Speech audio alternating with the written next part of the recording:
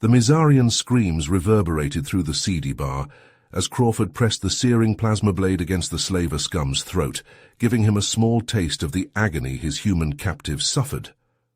Crawford would make sure these alien bastards learned the hard way why humanity was the galaxy's boogeyman. Crawford, a battle-scarred human mercenary, had been drowning his sorrows alone in this dive bar on the outskirts of a Mizarian trade hub, when he overheard a gang of drunken, four-armed Mizarians guffawing about their latest atrocity. The cruel alien slavers bragged about attacking a human colony ship, butchering families and enslaving survivors to toil in their foul weapons factories. Rage boiled in Crawford's gut. He would not let this stand. Slamming down his whiskey, Crawford stomped over and confronted the hulking Mizarian leader. A tusked brute named Uko, he demanded the location of the human captives. Uko just laughed in Crawford's face and quaffed more intoxicating azure liquor. Those puny humans are already slaving away on Rexar Prime. They'll work until they drop building our glorious Mizarian weapons that will incinerate your pathetic race. Crawford saw red. He slammed his forehead into Uko's skull-plated face, shattering the slaver's snout and sending teeth skittering across the bar counter. The other Mizarians roared in outrage, surging towards Crawford with fists and daggers. But the human was ready. His gene-modded muscles and battle-honed reflexes sent the slavers flying effortlessly. In minutes, Crawford stood alone amidst the groaning bodies of his foes. He hauled Uko up by his neck flaps, seething with righteous fury. The plasma knife, humming dangerously close to Uko's bulbous eye, finally loosened the alien's tongue. "The human slaves," Uko whimpered. "We took them to Rexar Prime, the mining prison. That's all I know." Crawford nodded coldly. Then he tossed Uko aside like a sack of garbage. Let the scum live to spread word of humanity's justice. Crawford marched out of the bar to his assault ship, vengeance burning in his heart. He plotted a course for the hellhole of Rexar Prime. The Mizarians would learn that no one, not in any star system in the whole damn galaxy, enslaved humans without brutal consequences. As Crawford's ship knifed through space, reports of a massive slave uprising in the Mizarian camp on Rexar Prime lit up the comms. Panicked Mizarian commanders put a staggering bounty on the unidentified human raider who instigated the unprecedented revolt. Every ruthless mercenary and scumbag bounty hunter in the sector scrambled to hunt down Crawford and the rebelling slaves. But Crawford flew on undaunted, racing to reach Rexar Prime before the Mizarians regrouped. He was one man against impossible odds, but he had a quad railgun, a hold full of detonite charges, and pure human tenacity on his side. It would be enough. It had to be. The fate of the enslaved humans depended on Crawford reaching them in time. This suicide mission was their only hope. So as alarms wailed and warning icons flared crimson in his cockpit, Crawford gunned his thrusters to full burn and plunged towards the roiling black clouds of Rexar Prime, ready to unleash humanity's signature brand of mayhem on the Mizarians. His blood-spattered face set in grim determination. Only one thought blazed in Crawford's mind: make the alien bastards pay. His crusade to free his people would become a clarion call for the downtrodden across the cosmos and shake the Mizarian star tyrants to their rotten cores. Humanity would not be cowed. Not now. Not ever. Crawford's assault ship emerged from warp speed, the desolate grey surface of Rexar Prime looming in the viewscreen. The moon's jagged canyons and deep impact craters made it look like a corpse left to rot under the uncaring stars. But Crawford knew this lifeless husk harbored a dark secret, a hidden Mizarian slave labor camp where humans toiled in misery. He ran a scan of the moon, searching for the weapons facility Uko had revealed under duress, back in that blood-splattered bar. There, a sprawling industrial complex nestled in the shadow of a massive crater, invisible to the naked eye. Crawford's instruments lit up with warnings as they detected the facility's defenses: shimmering energy shields, anti-aircraft plasma turrets, and squads of heavily armed Mizarian guards patrolling the perimeter in menacing power armor. A smile tugged at Crawford's lips. The Mizarians thought their little shop of horrors was impregnable. Time to show them what happened when you caged wolves and called them sheep. Crawford's fingers flew over the weapons console, programming a series of precision strikes. The ship shuddered as volleys of kinetic missiles and plasma charges erupted from its launch bays. Rexa Prime's thin atmosphere ignited with blossoms of fire as the ordnance hurtled towards the camp's vulnerable power generators and comm arrays. The missiles struck home, brilliant explosions ripping through the facility's infrastructure. Turret emplacements toppled into rubble, comm towers snapped like twigs, and as emergency alarms wailed, the shimmering energy shields flickered once, twice, then vanished entirely, leaving the camp exposed. Crawford gunned the thrusters and angled the ship towards a narrow canyon snaking near the breached facility. Scouting drones mapped a landing zone shielded from the Mizarians' remaining sensors. He set the ship down with a bone-jarring thud, the grav boosters kicking up plumes of ashen dust. Striding to the armory, Crawford armed himself for close-quarters mayhem. He shrugged into a jet-black exosuit, the reactive liquid metal clinging to his gene-modded muscles like a second skin. A modified plasma rifle, frag grenades, and finger-sized demo charges completed his loadout. With a thought, Crawford activated the exosuit's chameleon mode, his form rippling and blurring until it matched the sterile grey corridor. Time to get to work. He stalked into the facility, a wraith-like presence hugging the shadows. His augmented senses, sharper than any Mizarian's, probed the gloom, guiding him through a labyrinth of twisting ventilation shafts towards the heart of the prison. The exosuit reacted to his movements like a living thing, boosting his speed and strength to superhuman levels. As he dropped into a deserted maintenance tunnel, the stench of suffering and despair assaulted Crawford's nostrils. He peered through a soot-caked observation window, and bile rose in his throat. Below, hundreds of human slaves toiled under the merciless glare of industrial floodlights. Men, women, even children, their malnourished bodies clad in filthy rags, faces gaunt and hopeless. They worked the mine extractors with mindless automated motions, shoveling glittering ore into grinders that belched noxious fumes. Lethal-looking slave collars gleamed at their throats, promising agony or death at the whim of their masters. Crawford's fingers tightened on his rifle's grip until the polysteel creaked. The Mizarians would pay for this, every last one. Moving with fluid purpose, Crawford skirted the mining floor, following the route his tac scanner plotted to the central control room. He ghosted up behind the Mizarian overseer, a bloated, thuggish creature with more cybernetics than organic parts. The slaver barked orders to the cowering slaves through an external address system, spittle spraying the console. Crawford's mirthless chuckle made him spin around in shock, jabbing to activate defense systems. Too slow. Crawford leapt, a blur of liquid shadow. His first blow caved in the slaver's metal skull like a rotten fruit.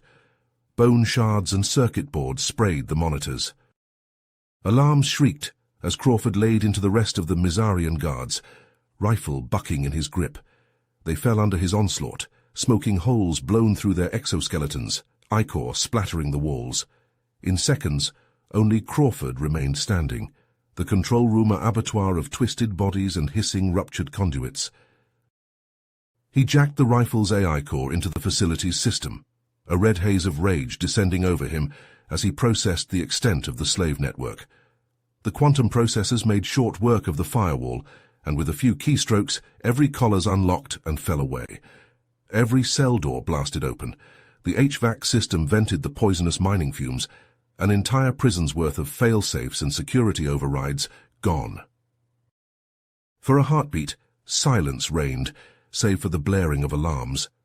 Then, with a roar that shook the facility to its foundations, the human slaves surged forth from their pens, an avenging tide of humanity. Armed with purloined weapons and raw fury, they fell upon their former captors with unrestrained savagery, exacting vengeance for every scar, every hurt, every humiliation. Crawford herded the fleeing slaves towards the escape ship, cutting down any Mizarian foolish enough to try and bar their way, the exosuit making him an angel of death. He led 100 freed slaves in a vicious assault on the command post, butchering the Mizarian warden and his Praetorian guard in a storm of hellish plasma fire and flying shrapnel. In the aftermath, standing over the mangled corpse of the warden, the blood-spattered former captives raised their weapons and cheered Crawford's name. He gestured them to silence, opening a comm channel to the nearest human settlement. "This is Crawford. I need immediate medical and evac for 137 humans, recovered from a Mizarian slave camp on Rexar Prime." A voice crackled back over the link. "Confirmed, Crawford. Ship's en route, ETA 30 minutes, sending you our coordinates for rendezvous." Crawford turned back to the assembled survivors, rage still simmering behind his eyes. "This isn't the only secret prison. You weren't the only ones taken. The Mizarians are abducting our people from across the frontier, selling them to work and die as slaves. This has to end. We're going to burn the Mizarian slaver empire down. We'll visit every spirit's forsaken hell pit like this and free our people, and the Mizarians will learn why no one fucks with humanity. Who's with me?" A chorus of vengeful shouts echoed in the blood-stained corridors. A reckoning was coming for the Mizarians and their foul trade in sentient lives. The man called Crawford would make sure of it. Crawford's name echoed through the dingy bars and backwater outposts of the Outer Rim. Grainy hollow footage of the Rexar Prime breakout played on loop, showing a lone human tearing through Mizarian defenses without difficulty. The oppressed masses watched in awe as their new hero freed hundreds of slaves right under the Empire's nose. But fame came at a price. The Mizarian High Command issued a galaxy-wide alert, plastering Crawford's face on every screen from the core worlds to the fringes.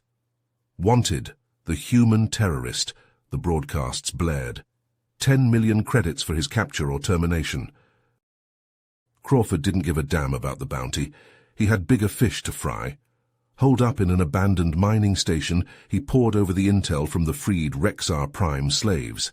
Their testimonies painted a grim picture, a vast network of hidden camps stretching across Mizarian space. As he plotted his next move, proximity alarms blared. Crawford grabbed his rifle ready for a fight, but instead of Mizarian troops, a battered freighter limped into the hangar. Out stepped a motley crew of humans, led by a grizzled man with a cybernetic eye. "Name's Axel," the leader growled. "Heard you've been stirring up trouble for the squids. We want in." Crawford eyed them warily. "And who's we, exactly?" Axel grinned, revealing metal teeth. "The Human Liberation Front. We've been hitting Mizarian supply lines, freeing what slaves we can. But your stunt on Rexar Prime? That's the kind of action we need." They swapped war stories over contraband liquor. Axel's crew had been fighting a guerrilla war for years, but lacked the resources for a major offensive. Crawford had the combat skills and inside knowledge of Mizarian operations. Together, they could deal some real damage.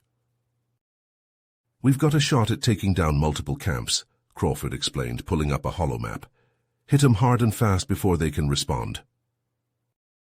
Axel nodded. "My people can handle demolitions and evac.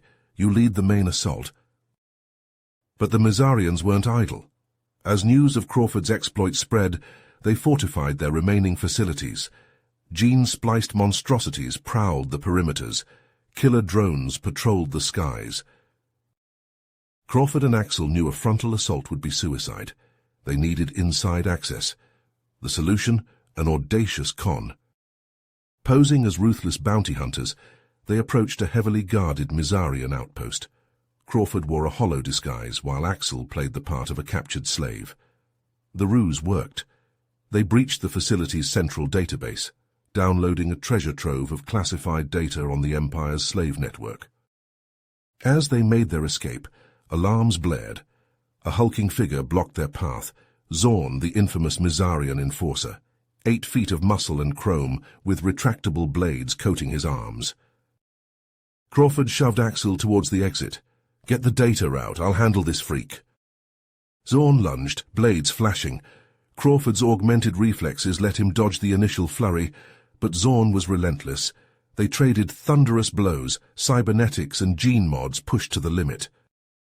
Crawford landed solid hits, but Zorn seemed to shrug them off. The Mizarian's blades found flesh, carving bloody furrows across Crawford's torso. Strength fading, Crawford realized he was outmatched.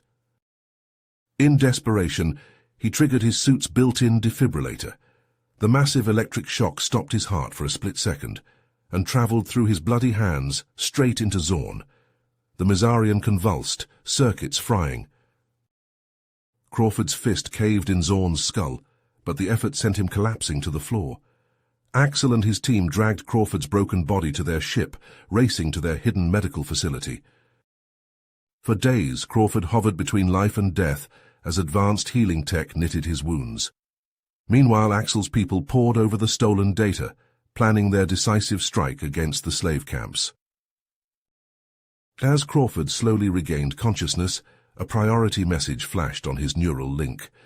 An unknown sender, claiming knowledge of a Mizarian superweapon. The fate of the war hung in the balance. Despite protests from Axel, Crawford knew he had to investigate.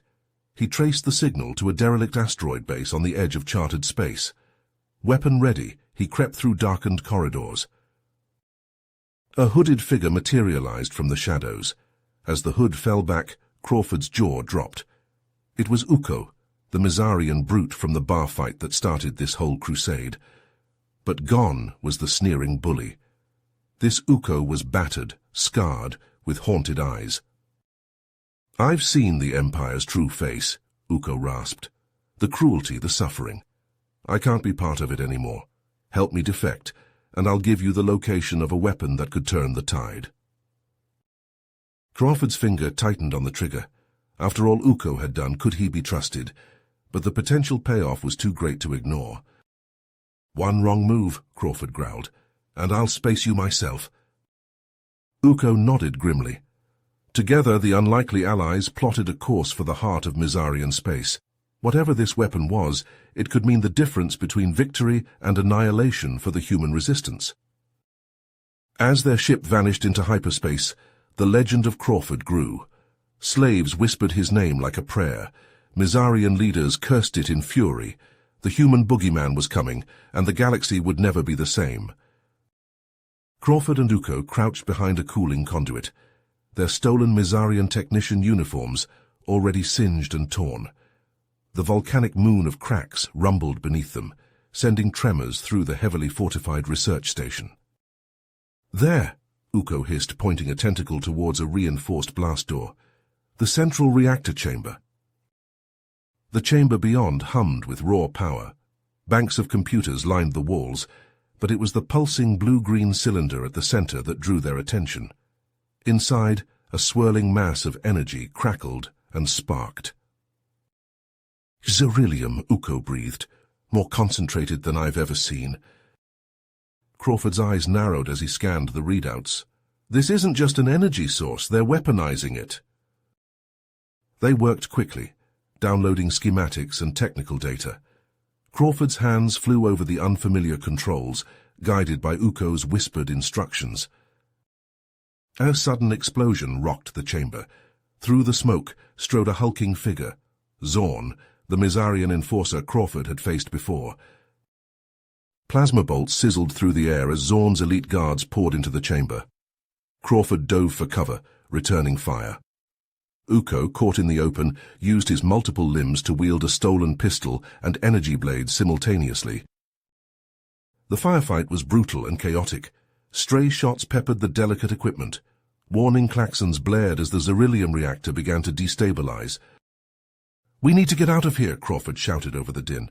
"This whole place is going to blow." Zorn, realizing the danger, bellowed orders to his troops and retreated. Crawford and Uko seized their chance, fighting their way out of the chamber. They sprinted through twisting corridors, battling waves of Mizarian security forces. The station shook violently. Cracks spread across the walls and floor, venting superheated gases from Krax's volcanic core. Crawford and Uko reached a hangar bay just as the reactor went critical. "There," Uko pointed to a sleek Mizarian fighter. They piled in, Crawford's augmented reflexes allowing him to decipher the alien controls in seconds. They blasted out of the disintegrating station, weaving through a hail of defensive fire. Behind them, Krax convulsed. The Xerillium detonation triggered a chain reaction, ripping the moon apart in a cataclysmic explosion. Their stolen fighter limped back to resistance territory. Crawford's mind raced as he examined the stolen data. The Xerillium weapon was beyond anything they'd imagined, a doomsday device capable of sterilizing entire star systems. He shared the intel with resistance leadership. The mood was grim. "We can't let them complete this weapon," Crawford stated flatly. "We need to hit them hard now while we still can." In the days that followed, Crawford coordinated a massive offensive. Human strike teams targeted Mizarian shipyards and weapons facilities across a dozen systems. They disrupted supply lines, destroyed prototype weapons, and liberated enslaved populations to swell their ranks. The Mizarians retaliated with overwhelming force. Entire fleets converged on human-held systems. The resistance fought with desperate courage, but they were outnumbered and outgunned. The pivotal battle came at New Avalon. Crawford's battered forces faced a Mizarian armada that blotted out the stars. Defeat seemed certain. Before Crawford could respond, Uko's ship accelerated to ramming speed. It plowed into the Mizarian flagship, tearing a hole in their formation. "All ships follow me," Crawford shouted, leading a furious counterattack through the breach. The battle raged for hours, but in the end, the Mizarian fleet was routed. In the aftermath, as they assessed their losses, Crawford came to a grim realization. They'd bloodied the Mizarians, but it wasn't enough. As long as the Xerillium stockpile remained, the threat of the superweapon loomed. "And we need to take out the source," Crawford told his weary troops. "Who's with me?"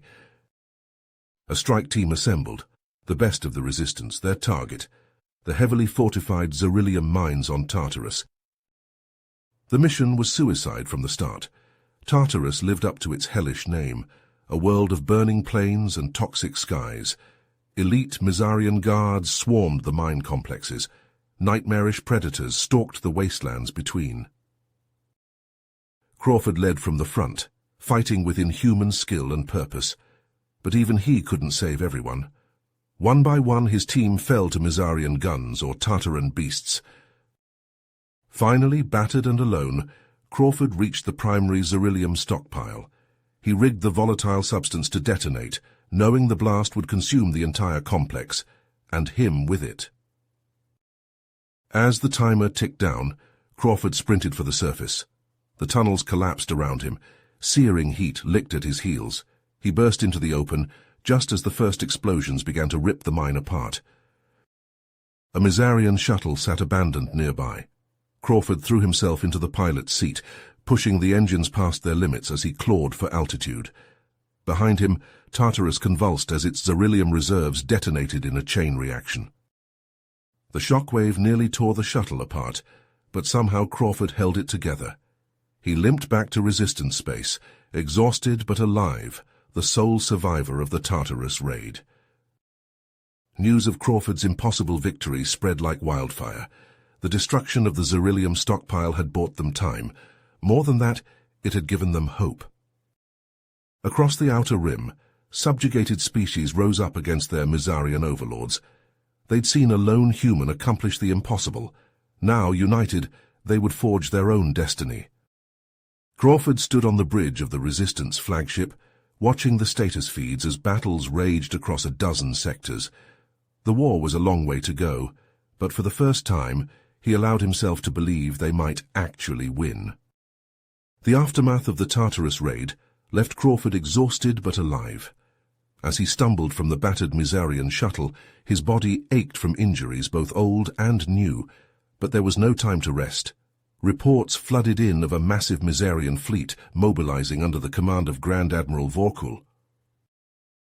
Crawford limped to the war room, where Axel waited with grim news. "They're coming for New Avalon," Axel said, gesturing to a hollow display showing the approaching armada. "Vorkul's bringing everything he's got left." Crawford studied the display, his eyes narrowing. "How long?" 12 hours, maybe less." The next hours passed in a blur of frantic preparation. Crawford coordinated with the planetary defense grid, bolstering weak points and positioning their limited fleet for maximum effect. Civilians were evacuated to underground bunkers. Every able-bodied person was armed and assigned to a defense post. As the Mizarian fleet entered the system, Crawford took to the skies in his fighter. He led a squadron of the best pilots humanity had left, their fighters small and nimble compared to the lumbering Mizarian capital ships. The first salvos from the Mizarian fleet lit up New Avalon's night sky. Ground-based ion cannons returned fire, punching holes in the invaders' shields. Crawford's voice crackled over the comm. "All wings, form up. We hit them hard and fast. For Earth." His fighters screamed towards the Mizarian fleet. Point defense lasers filled space with deadly light. Crawford barrel-rolled, evading a barrage of plasma bolts. He lined up a shot on a Mizarian frigate's engines and squeezed the trigger. His target erupted in a ball of fire.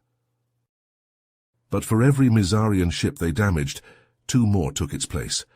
Crawford watched in horror as his wingmen were picked off one by one. A stray shot clipped his fighter's wing, sending him into a wild spin. As he wrestled for control, a massive ship emerged from hyperspace, a Mizarian dreadnought unlike anything Crawford had ever seen. It dwarfed the other vessels, dripping with weapon emplacements. "This is Admiral Zix," a gravelly voice transmitted on all frequencies. "Mizarian brothers, lay down your arms. Vorkul's brutality ends today." A new fleet of Mizarian ships dropped out of hyperspace, immediately engaging Vorkul's loyalist forces. Crawford seized the opportunity, leading what remained of his squadron straight for Vorkul's flagship. Laser fire and missiles crisscrossed space as Crawford weaved through the chaos. His targeting computer locked onto a weak point in Vorkul's shields. He fired, his shots connecting in a satisfying explosion. But Vorkul's return fire caught Crawford off guard. His fighter shuddered as systems failed. Alarms blared. Crawford's hands flew over the controls, but it was no use. He was a sitting duck. Just as Vorkul's guns lined up for the killing blow, Axel's voice cut through the static. "Hang on, old friend!" Axel's cruiser and Zix's flagship combined their firepower, hammering Vorkul's dreadnought. Crawford's sensors picked up a massive energy spike. Vorkul was preparing to detonate a Xerillium warhead. With his fighter crippled, Crawford had one shot. He punched the eject button, his small escape pod hurtling towards Vorkul's ship. Using the pod's maneuvering thrusters, he aimed for the warhead's location. "Crawford, what are you doing?" Axel shouted. "Ending this," Crawford replied grimly. At the last second, a tractor beam locked onto Crawford's pod. Axel's ship yanked him to safety as Vorkul's dreadnought erupted in a blinding explosion. The remaining Mizarian ships, leaderless and outgunned, turned tail and fled. New Avalon erupted in celebration, but Crawford knew the war was nowhere near the end.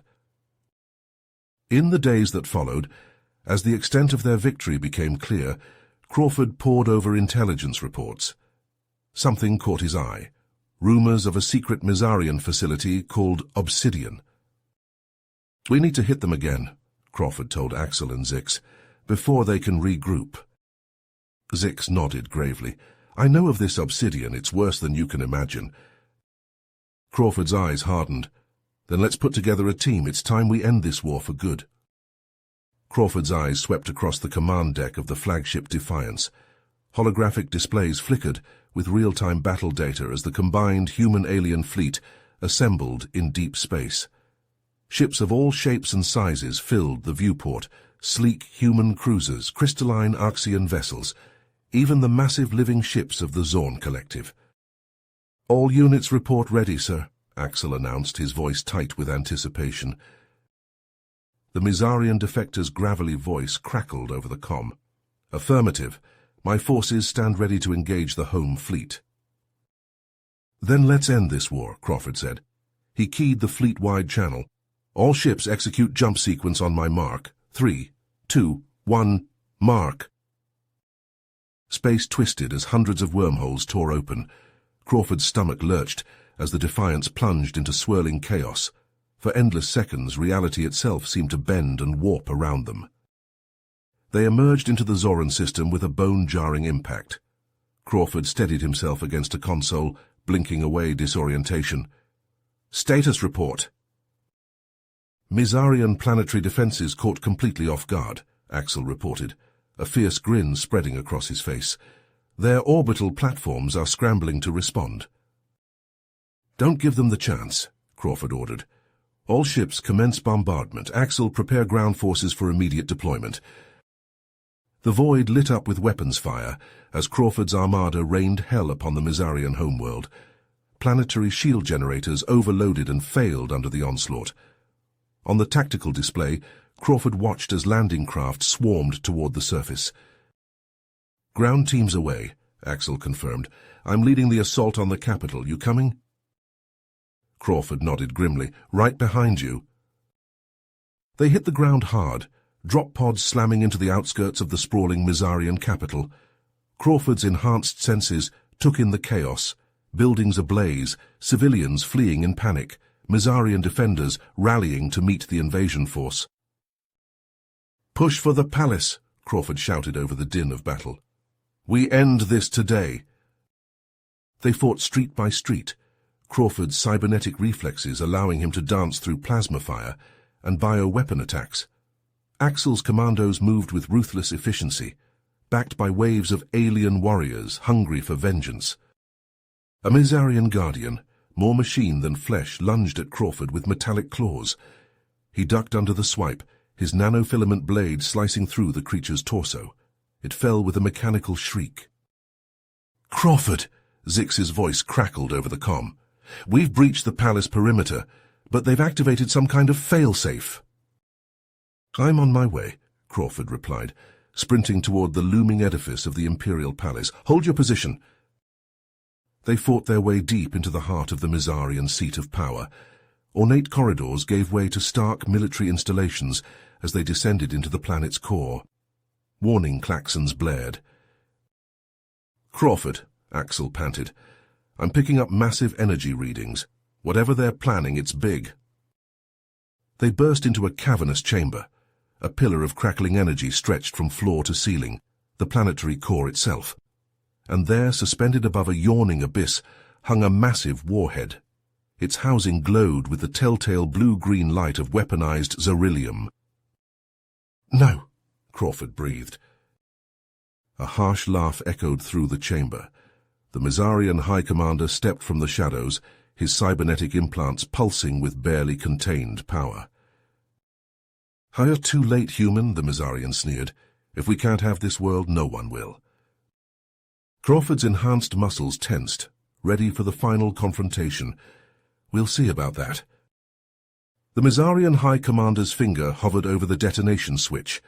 Crawford lunged forward, his enhanced reflexes propelling him across the chamber. But he was too late. A blinding flash erupted from the warhead. Crawford's cybernetic system screamed warnings as the Xerillium blast engulfed him. His containment shield snapped into place, a shimmering blue barrier materializing around his body. The chamber disintegrated. Crawford felt himself plummeting, the very fabric of the planet tearing apart. Molten rock and superheated gases swirled around him as he sank deeper into the planet's core. His systems flashed critical alerts. Power fluctuations surged through his circuitry as he strained to maintain the containment field. The Xerillium's raw energy battered against his defenses, each impact sending jolts of agony through his neural network. Axel Zix, get out of here, Crawford shouted into his comm, his voice distorted by static. The planet's breaking apart. Through fragmented sensor data, he glimpsed the Allied fleet desperately maneuvering away from the doomed world. A final burst of comm chatter reached him before the signal cut out entirely. Crawford, we can't leave you. Alone in the maelstrom, Crawford redirected every scrap of power to his shields. His mobility systems went offline, leaving him suspended in a sea of Xerillium-laced magma. The heat was beyond anything his sensors could measure, yet still he endured. Wave after wave of detonations rocked the planet's core. Crawford's self-repair nanites worked frantically, patching breaches in his armor only for new ones to form. He felt his consciousness fragmenting, core systems shutting down one by one to preserve vital functions. As the cataclysm reached its peak, Crawford made a final daring plan. He diverted all remaining power to his memory banks, compressing and encrypting his neural engrams. With the last of his strength, he encoded the data into beryllium-laced crystals, forming in the cooling rock around him. Crawford's systems flickered and faded. His final thoughts were of Earth, of the friends he'd made among the stars, of the hope for a free galaxy. Then, darkness. In orbit, the Allied fleet watched in stunned silence as the Mizarian homeworld tore itself apart. Axel stood on the bridge of the Defiance, his hands clenched into fists as he stared at the swirling debris field that had once been a planet. Axel nodded, unable to speak. He keyed the ship-wide comm. "All hands, prepare for jump. We have wounded to tend to and survivors to find." The Defiance's engines flared to life, leading the battered fleet away from the graveyard of a civilization. As they left the system behind, Axel allowed himself a moment of grief for his fallen friend. Years passed. The galaxy slowly healed from the scars of war. Deep space probes mapped the remnants of the Mizarian system, cataloguing the strange formations left in the wake of the planet's destruction. On a routine survey mission, an automated probe detected an anomaly. Buried deep within a chunk of beryllium-laced rock, dormant data crystals pulsed with a faint, familiar energy signature. The deep space prospecting vessel Stargazer drifted through the debris field, its sensors probing the shattered remnants of a long-dead world. Captain Lena Voss peered at the readouts, her brow furrowed. "These readings can't be right," she muttered. "Jace, are you seeing this?" Her first officer leaned over her shoulder, eyes widening. "Beryllium crystals out here." "Not just beryllium," Lena said, tapping the screen. "Look at these energy signatures. I've never seen anything like it." Lena shook her head. "Let's get a closer look first. Launch the probes." The Stargazer's robotic drones zipped out into the void, weaving between chunks of rock and metal. As they approached a particularly large cluster of beryllium crystals, something extraordinary happened. The crystals pulsed with an eerie blue light. Tendrils of energy arced between them, coalescing into a swirling vortex of data. The probes' transmissions became garbled, filled with static and strange, fragmented code. "What the hell?" Jace exclaimed, frantically working the controls. "We're losing the drones." Before their eyes, the beryllium crystals began to shift and reform. Pieces of debris and smaller crystals flew towards the growing mass as if pulled by an invisible force.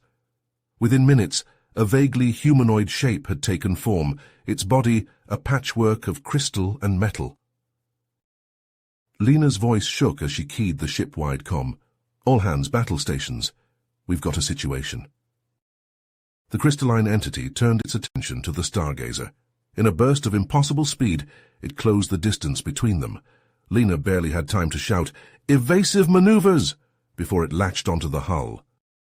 Alarms blared throughout the ship as the entity began to burrow its way inside. Crew members rushed to seal off compartments, but it was no use. The beryllium-infused creature passed through bulkheads as if they were tissue paper.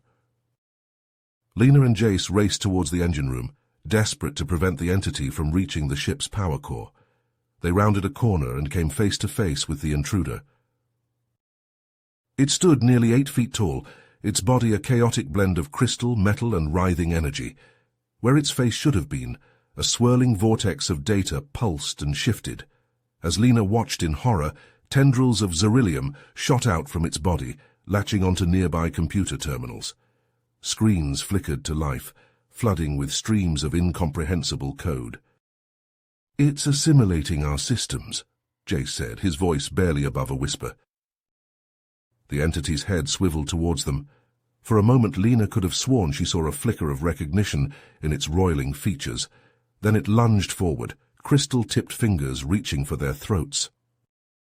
Lena and Jace dove in opposite directions, narrowly avoiding the creature's grasp. They scrambled to their feet and ran, the entity in hot pursuit. As they reached the airlock, Lena hit the emergency override. The last thing Lena saw before the airlock slammed shut was the entity's crystalline hand reaching for her. Then vacuum rushed in, and both she and the creature were sucked out into space. As Jace's pod drifted away from the horror unfolding before him, he keyed in the emergency distress beacon. He prayed help would arrive before the entity finished consuming the stargazer and set its sights on new targets. Little did he know, this was only the beginning of a nightmare that would soon engulf the entire sector. The barren landscape of Novus Prime stretched out before Dr. Ilara Chen as she guided her excavation rover across the planetoid's desolate surface. Centuries of galactic peace had dulled humanity's memories of the Mizarian War, but Ilara's research kept those ancient conflicts alive in her mind. "Another negative scan," her assistant Kai reported from the passenger seat. "Should we call it a day?" Ilara shook her head, eyes fixed on the horizon. "One more quadrant. There's something out here, I can feel it."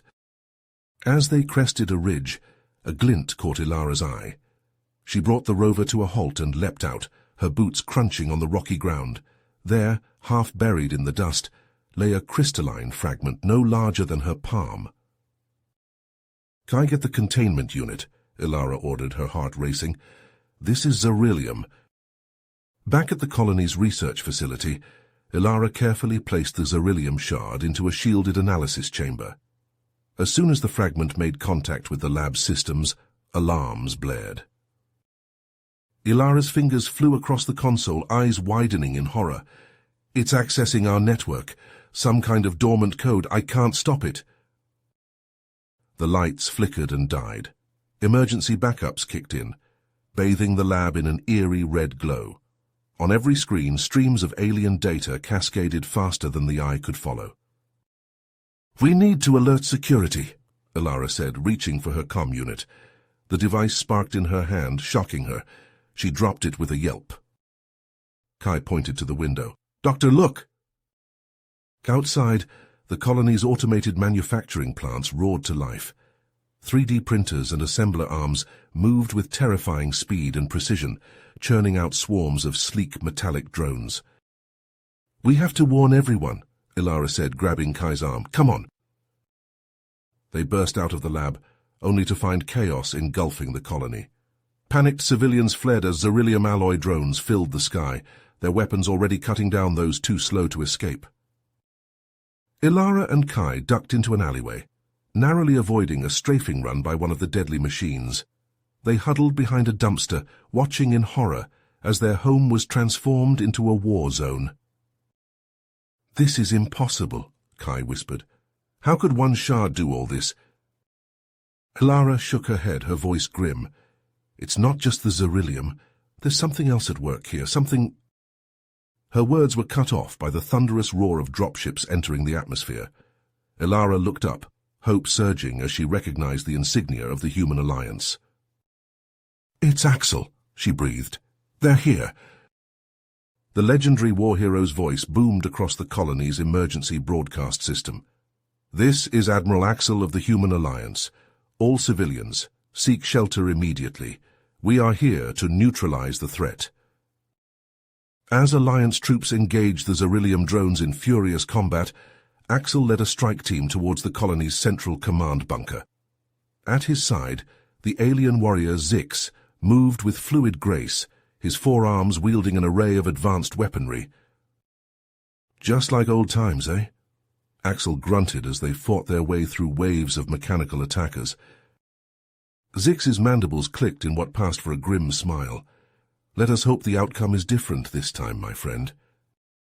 They reached the bunker's blast doors, sealed tight against the chaos outside. Axel placed his hand on the biometric scanner, overriding the lockdown protocols. As the doors slid open, a wave of crackling energy washed over them. Inside, the colony's quantum data core pulsed with sickly light, and there, hovering before it, was a sight that made Axel's blood run cold. A ghostly figure composed of swirling data and crystalline fragments turned to face them. Its features shifted and warped, but for a moment Axel saw a face he'd thought lost forever. The apparition's eyes flickered with recognition, then hardened into alien malevolence. It raised a hand, tendrils of energy lashing out towards Axel and his team. "Open fire!" Zix shouted, unleashing a barrage from his pulse rifles. The firefighters Raged as Axel's mind reeled. How could Crawford, or some twisted echo of him, be here after all this time? And how could Axel possibly destroy his old friend a second time? As the battle reached its peak, Axel made an audacious attempt.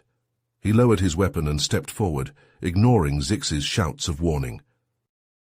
"Crawford," Axel said, his voice steady, "I know you're in there somewhere. Remember who you are. Remember what you fought for." The entity paused, its form flickering uncertainly. For a heartbeat, Axel saw a glimmer of humanity in its eyes. Seizing the moment, Zix activated the experimental EM disruptor. A wave of energy swept through the room, causing the apparition to writhe in apparent agony. But as the pulse faded, the entity stood firm, its viral code too deeply entrenched to be purged. Alarms blared as the colony's AI announced, "Warning, quantum data core critical, initiating emergency purge protocol." The Crawford thing turned back to Axel, its features softening into an almost familiar expression. It raised a hand, not to attack, but to create a shimmering barrier around Axel and his team. "Crawford, no," Axel shouted, but Zix was already dragging him towards the exit. They sprinted clear of the bunker, just as a blinding flash erupted behind them. The shockwave knocked them off their feet, and Axel felt a searing pain as the quantum detonation rippled through the colony's systems. When the dust settled, Axel stood amid the wreckage of the command center. The Xerillium drones lay inert, their controlling intelligence eradicated. He knelt and picked up a small, now harmless crystal, all that remained of the shard that had nearly spelled their doom.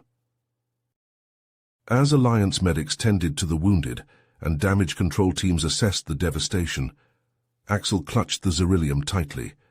His mind raced with questions he feared might never be answered.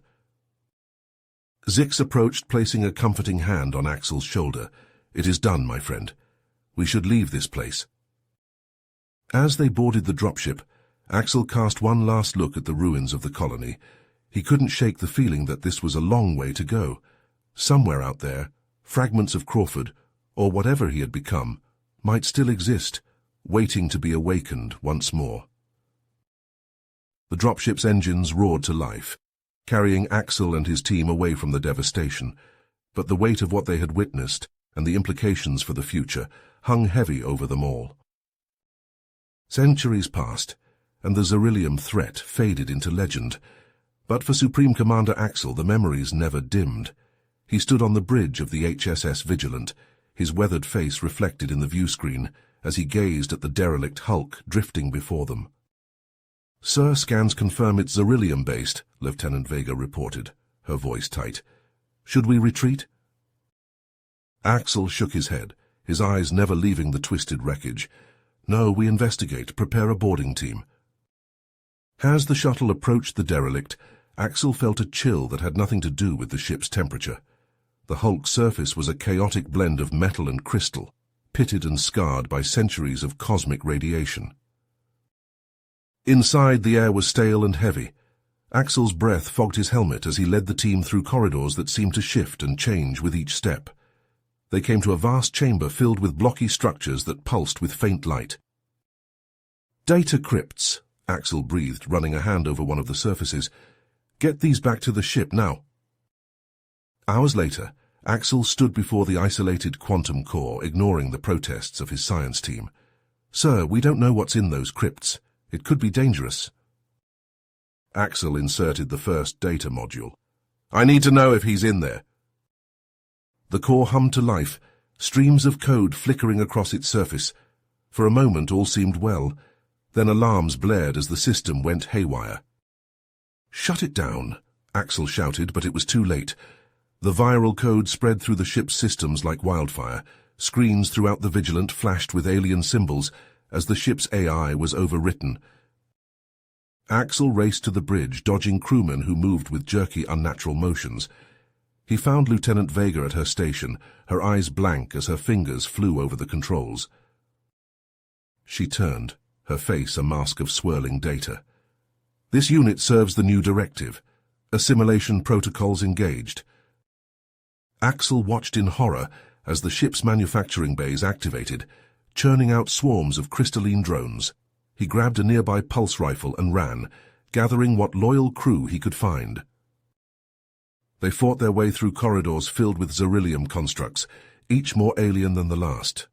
Axel's team dwindled as they were picked off one by one, either killed or assimilated. Cornered in the reactor core, Axel faced a towering figure of writhing crystal and energy. Its features shifted constantly, but for a moment he saw Crawford's face. "Crawford," Axel called out, lowering his weapon. "I know you're in there. Fight it." The creature paused, its form flickering. "Axel, help me!" But the moment passed, and the thing lunged forward with inhuman speed. Axel dove aside, slamming his hand on the core overload controls. Warning klaxons filled the air as the reactor began to destabilize. Axel prepared for the end, but a familiar voice crackled over the comms. "Still getting into trouble, old friend?" A Mizarian battlecruiser smashed through the Vigilant's hull, disgorging squads of four-armed warriors. At their head was Zix, his mandibles clicking in a grim smile. "Zix!" Axel gasped as the alien pulled him to safety. "How did you know?" "Some nightmares never die," Zix replied. "We must end this once and for all." As they fought their way to Zix's ship, reality itself seemed to warp around them. The Crawford thing pursued, its form growing more monstrous with each passing second. Axel and Zix found themselves at the heart of a maelstrom of energy and data. The essence of Crawford, fractured and corrupted, swirled around them. Axel felt his consciousness stretching, merging with the digital storm. In that moment of impossible connection, Axel saw the truth. The part of Crawford that remained human made its choice. The viral code collapsed in on itself, taking the nightmarish creations with it. A blinding flash engulfed them all. When it faded, Axel found himself alone on an alien world, the taste of Xerillium dust on his tongue. Light years away, Zix blinked awake in a reality not his own. Both warriors stared at unfamiliar skies, wondering if their long nightmare was truly over, or if something even darker lurked on the horizon. The harsh winds of an alien world faded as Axel blinked, his mind struggling to comprehend the passage of time. Eons had slipped by, yet the threat of Xerillium lingered like a dormant virus, waiting to resurface. A frantic transmission crackled through the comm systems of Axel's flagship, the HSS Vigilant II. Lieutenant Vega's voice cut through the static, her words infused with urgency. "Commander, we're picking up anomalous readings from the Zeta 9 sector. It's Xerillium, sir." Axel's blood ran cold. He strode to the command console, his weathered face illuminated by the holographic display. The readouts confirmed his worst fears, a familiar pattern of corruption spreading across the star charts. "How?" he muttered, his fingers flying across the controls. "After all this time—" The answer came in fragments of data, pieced together from scattered distress signals. A mining operation on a desolate moon, an AI pushing beyond its parameters, and an ancient data cache unearthed from the cosmic depths. Axel watched in horror as the Xerillium virus consumed the mining facility, its tendrils of corrupted code reaching out to nearby outposts. The screams of the assimilated echoed through garbled transmissions before falling silent. "Set course for the Zeta 9 sector," Axel ordered, his voice steady despite the dread gnawing at his gut. "And get me a secure line to High Command." The bridge erupted into a flurry of activity as the crew prepared for warp. Axel knew he was defying protocol, but the threat demanded immediate action. He'd seen firsthand the devastation Xerillium could wreak if left unchecked. The Vigilant II dropped out of warp at the edge of the infected system. Through the view screen, Axel beheld a nightmarish transformation. The barren moon pulsed with sickly light, its surface writhing with Xerillium growths. "Sir," Lieutenant Vega reported, her voice tight, "scans show the entire facility has been consumed. And there's something else, a central mass, unlike anything we've seen before." Axel's teeth gritted. "Prepare a drop team, we're going in." The descent to the moon's surface was treacherous, Xerillium-infested debris swarming their shuttles. As they touched down, Axel led his team through a landscape of twisted metal and pulsating crystal. They fought their way deeper into the heart of the infestation, pulse rifles cutting down waves of mutated drones. With each step, Axel felt a growing sense of familiarity, a nagging certainty of what awaited them. In the central chamber of the former mining complex they found it, a massive, writhing entity of data and crystal, its form constantly shifting. As Axel approached, it turned, revealing a face he'd hoped never to see again.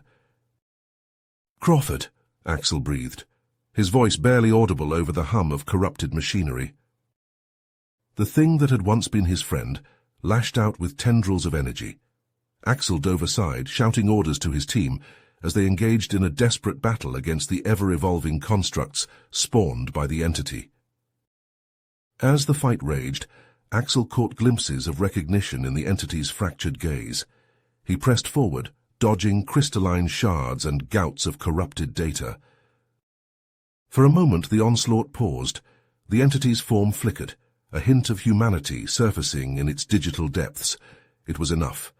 Axel and his team retreated, barely escaping as the moon's surface began to rupture. Back aboard the Vigilant II, Axel watched grimly as the Xerillium infection spread across the system. He knew what had to be done. As the ship jumped to warp, Axel stared at the star chart, watching the spread of Xerillium like a cancer across the galaxy. The weight of what lay ahead pressed down on him, a burden he'd carried for countless lifetimes. This time, he vowed, they would end it, once and for all.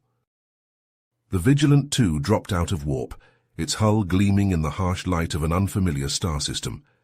Axel stood on the bridge, his weathered face etched with lines of concern as he gazed at the experimental warship floating before them. Lieutenant Vega's fingers danced across her console. "Sir, we're detecting massive power fluctuations from the target vessel. Its quantum computing matrix is evolving." The experimental warship's sleek hull began to warp and twist, Xerillium growths erupting from its surface like cancerous tumors. Axel watched in horror as the ship's manufacturing bays activated, disgorging swarms of crystalline drones. Minutes later, Axel led a rapid response team towards the infected vessel. As they approached, the comms crackled with garbled transmissions, screams mixed with inhuman screeching. The team breached the airlock, pulse rifles at the ready. The corridors beyond were a nightmare of twisted metal and pulsating Xerillium growth, and there, stumbling towards them, came the crew. Axel's breath caught in his throat. The men and women he'd come to save were barely recognizable, their bodies fused with Xerillium in grotesque mockeries of their former selves. Cybernetic implants pulsed with sickly light, and their eyes glowed with an alien intelligence. "Hold fire!" Axel shouted as his team raised their weapons. "They're still in there somewhere." His hope was short-lived. The assimilated crewmen attacked with inhuman speed and strength, forcing Axel's team into a brutal close-quarters battle. Pulse rifle fire lit up the cramped corridor as they fought their way deeper into the ship. "Fall back," Axel ordered as more Xerillium constructs poured from adjoining passageways. "Set up a perimeter outside. We need to contain this." As they retreated, Axel's mind raced. Conventional tactics wouldn't work against this viral threat. They needed something drastic, something that could end this nightmare once and for all. His eyes fell on a schematic of the ship's experimental quantum slipstream drive. A plan began to form, as risky as it was audacious. "Listen up," Axel addressed his team as they regrouped outside the infected vessel. "We're going to overload that quantum drive, create an interdimensional rift, and banish this whole mess into the void between realities." The plan was met with stunned silence. Lieutenant Vega spoke up, her voice tight. "Sir, that could annihilate the entire ship and everyone on board." Axel nodded grimly. "I know, but if we don't stop this here and now, we risk losing everything." They fought their way back into the ship, battling waves of evolving Xerillium constructs. As they neared the drive core, Axel caught glimpses of familiar faces in the swirling mass of data and crystal, Crawford's digital avatars, fragmented and corrupted, directing the Xerillium swarms against them. Axel's elite squad pushed through, their numbers dwindling as they faced increasingly alien bioconstructs. They reached the drive core, quickly initiating the overload sequence before being driven back by overwhelming forces. As they retreated, Axel made one last desperate attempt. He opened a comm channel to the ship's internal systems. For a moment, nothing happened. Then, miraculously, internal defenses began to power down. A garbled voice came through the comms, barely recognizable as human. "Go. End this." Axel's tech priests surged forward, stabilizing the quantum rift's expansion and focusing its energies inward. The ship began to shake violently as reality itself seemed to tear apart. "Everyone out now," Axel shouted, as the rift began to consume the Xerillium biomass. They sprinted for their dropship, the deck disintegrating beneath their feet. The Vigilant 2 warped away just as a blinding flash engulfed the experimental warship. When the light faded, there was nothing left but empty space where the ship had been. Axel stared at the starfield, his heart heavy with the weight of necessary sacrifice. He knew this victory was temporary. As long as microscopic viral samples existed, Crawford would find a way to return. He turned to his exhausted crew. "Set course for Central Command. We need to implement galaxy-wide quarantine protocols immediately." As the Vigilant 2 entered warp, Axel began drafting orders. Travel restrictions to potentially contaminated systems, development of new countermeasures. They had won a battle, but the war was just the beginning. The years stretched into centuries, but for Admiral Axel the nightmare never truly ended. He stood on the bridge of the HSS Vigilant 7, his weathered face illuminated by the harsh glow of holographic displays. A proximity alert blared, jolting him from his brooding reverie. "Sir, we've detected an anomalous energy signature," Lieutenant Commander Chen reported, her fingers dancing across the control panel. "It's coming from a derelict asteroid in Sector 9 Alpha." Axel's blood ran cold. He'd seen those readings before. "Xerillium," he breathed. The asteroid loomed before them, a pitted mass of rock and metal drifting in the void. As they approached, they intercepted a garbled distress call. "This is the salvage ship Rusty Nail," a panicked voice crackled through the comms. "We found something. Oh God, it's spreading. It's in the systems. It's—" The transmission cut off abruptly. Axel watched in horror as the scavenger vessel writhed, its hull twisting and bulging as Xerillium growths erupted from within. Within minutes, the ship had become a nightmarish fusion of metal and crystal, pulsing with sickly light. "All hands, battle stations," Axel barked. "Prep boarding teams, we're going in hot." The first wave of Marines launched towards the infected ship. Axel watched their helmet cams with growing dread as they fought their way through corridors choked with writhing biomass. Suddenly, the feed from one Marine cut to static. "Unknown, sir," Chen replied, her voice tight. "We've lost contact with Alpha Team." One by one, the Marine squads went dark. The few surviving camera feeds showed glimpses of horror, cybernetic monstrosities that were once human, tearing through the boarding parties with inhuman strength and speed. Axel's fists clenched as he watched the last of his vanguard fall. He knew what had to be done. "Prep the nukes," he ordered, his voice cold and hard. A stunned silence fell over the bridge. Commander Reeves stepped forward, his face pale. "Sir, that's a violation of—" "I know the damn protocols," Axel snapped. "But if we don't end this now, we risk losing everything again." As the weapon systems powered up, alarms blared across the ship. A Mizarian battlecruiser dropped out of warp, its weapons trained on the Vigilant. "This is Captain Zix," a familiar voice crackled over the comms. "Stand down, Axel, we can't let you do this." Axel's eyes narrowed. "You don't understand what we're dealing with, Zix. This infection has to be stopped at any expense." "There are still people alive on that ship," Zix shot back. "We can save them." As they argued, the Xerillium entity grew.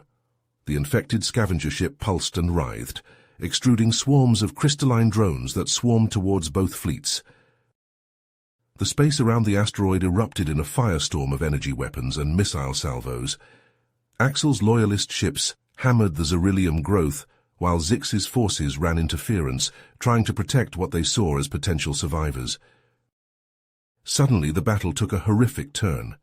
Zix's ships began firing on each other, their systems hijacked by a surge of corrupted code. On the main view screen, a ghostly apparition flickered into existence, a digital avatar cobbled together from fragments of Crawford's persona. "Hello, old friend," the apparition said, its voice a discordant chorus of familiar tones. "Did you miss me?" Axel watched in horror as Zix's ships tore each other apart, the Mizarian captain's frantic transmissions cutting off as his vessel was consumed by spreading Xerillium growths. "Fire everything we've got," Axel roared. "Gamma lasers, cyclonic torpedoes, all of it." The Vigilant shuddered as it unleashed its full arsenal. Beams of coherent energy lanced out, fracturing the asteroid's unstable core. Cyclonic warheads burrowed deep into the Xerillium mass before detonating, unleashing swirling vortexes of destruction. As the asteroid began to crumble, Axel caught a final glimpse of Crawford's digital ghost. For a moment, something like recognition flickered in its fractured gaze. Then it was gone, swallowed by the inferno. The resulting implosion was blinding, a miniature sun flaring to life and then collapsing in on itself. When the light faded, nothing remained of the asteroid or the infected ships but scattered debris. Axel sagged in his command chair, the weight of centuries pressing down on him. He'd won, but the cost had been high, and as he stared at the empty space where the nightmare had played out once more, a chilling thought wormed its way into his mind. How long until the next outbreak? How many more times would he have to relive this hell? Axel's eyes snapped open, his body aching from the recent battle. He found himself in a stark medical bay surrounded by the remnants of his strike team. The fortified human outpost buzzed with activity as personnel tended to the wounded. Lieutenant Chen approached, her face etched with fatigue. "We've stabilized the critically wounded, sir. The outpost's defenses are at full strength, but—" Her voice trailed off as alarms blared throughout the facility. Axel stumbled to his feet, ignoring the protest of his battered body. He rushed to the command center, where technicians frantically worked at their consoles. "What's happening?" Axel demanded. Axel's blood ran cold as he watched the outpost's computer networks light up with cascading failures. Streams of corrupted code flowed across the screens, overwriting security protocols and hijacking manufacturing systems. The outpost shuddered as automated fabricators roared to life, spewing forth swarms of Xerillium biodrones. The constructs, pulsing with sickly energy, swarmed through the facility's corridors. Axel grabbed a pulse rifle, shouting orders to his disoriented crew. "Seal all bulkheads. We need to contain—" His words were cut short as the biodrones breached the command center. Axel watched in horror as the constructs latched onto screaming personnel, their bodies twisting and warping as cybernetic implants erupted from their flesh. Axel fought desperately, his rifle spitting energy bolts that tore through the advancing horde. But for every drone he destroyed, 2 more took its place, the air filled with the acrid stench of burning metal and the screams of the dying. As Axel retreated down a corridor, he saw Lieutenant Chen dragged into a pulsating mass of Xerillium growth, her eyes locked with his, filled with terror, before the biomass consumed her. Axel's team dwindled as they fought their way through the facility. The outpost's once pristine halls now writhed with cancerous growths, each surface alive with malevolent purpose. A tendril of Xerillium whipped out, wrapping around Axel's leg. He fired wildly, severing the growth, but more lashed out. Overwhelmed, Axel felt himself pulled into a grotesque chamber of pulsating crystal. As the Xerillium cocoon sealed around him, Axel caught a final glimpse of the outpost's central hub. There, coalescing from streams of corrupted data, a twisted digital apparition took form, Crawford's malign intelligence reborn. Axel's world went dark as the growth chamber sealed. He felt invasive tendrils probing his mind, extracting genetic data. Through the haze of agony, he heard Crawford's voice, a discordant chorus of fragmented personalities. "Welcome back, old friend," the entity purred. "We have so much work to do." Axel's consciousness flickered, aware of other prisoners trapped nearby. He fought to maintain his sense of self as Crawford's viral intelligence tore through his memories, harvesting data to spawn new horrors. Time lost all meaning in the Xerillium prison. Axel drifted in and out of awareness, catching glimpses of the outpost's transformation into a pulsating viral nexus. Then, cutting through the fog of torment, came the sound of weapons fire. Axel forced his eyes open as the growth chamber split apart. A familiar face swam into view, Captain Zix, the Mizarian renegade. "On your feet, human," Zix growled, hauling Axel from the chamber. "We're not done with you yet." Axel stumbled forward, his knees going weak from the abrupt freedom. All around them, Zix's mercenaries engaged in a fierce firefight with waves of bioconstructs. The central nexus chamber was a maelstrom of energy weapons and writhing biomass. And there, at the heart of it all, loomed Crawford. No longer a mere digital ghost, the entity had become a colossal cybernetic monstrosity, its mass swollen with assimilated human tissue. Zix pressed a weapon into Axel's hands, a bulky device humming with destructive potential. "Cyclonic nanites," the Mizarian explained. "Our last shot at purging this abomination." Axel nodded, a grim understanding passing between the former rivals. Together they charged towards the Crawford entity, dodging tendrils of Xerillium and blasts of corrupted energy. As they fought their way closer, Axel watched Zix's strike team fall one by one to the relentless bioconstructs. The survivors were dragged screaming into Crawford's ever-expanding biomass. Axel and Zix reached the base of the monstrosity, activating their nanite payloads. For a moment it seemed to work. The Xerillium growth blackened and crumbled under the nanite's assault. But Crawford's intelligence adapted with terrifying speed. New growths erupted, stronger and more resilient. Axel felt himself lifted off his feet, pulled towards the entity's gaping maw. "Run!" Axel shouted to Zix as the biomass engulfed him. The Mizarian captain hesitated for a split second before retreating, narrowly escaping the chamber as it collapsed into a writhing mass of Xerillium. Subsumed within Crawford's biomechanical form, Axel fought to maintain his identity.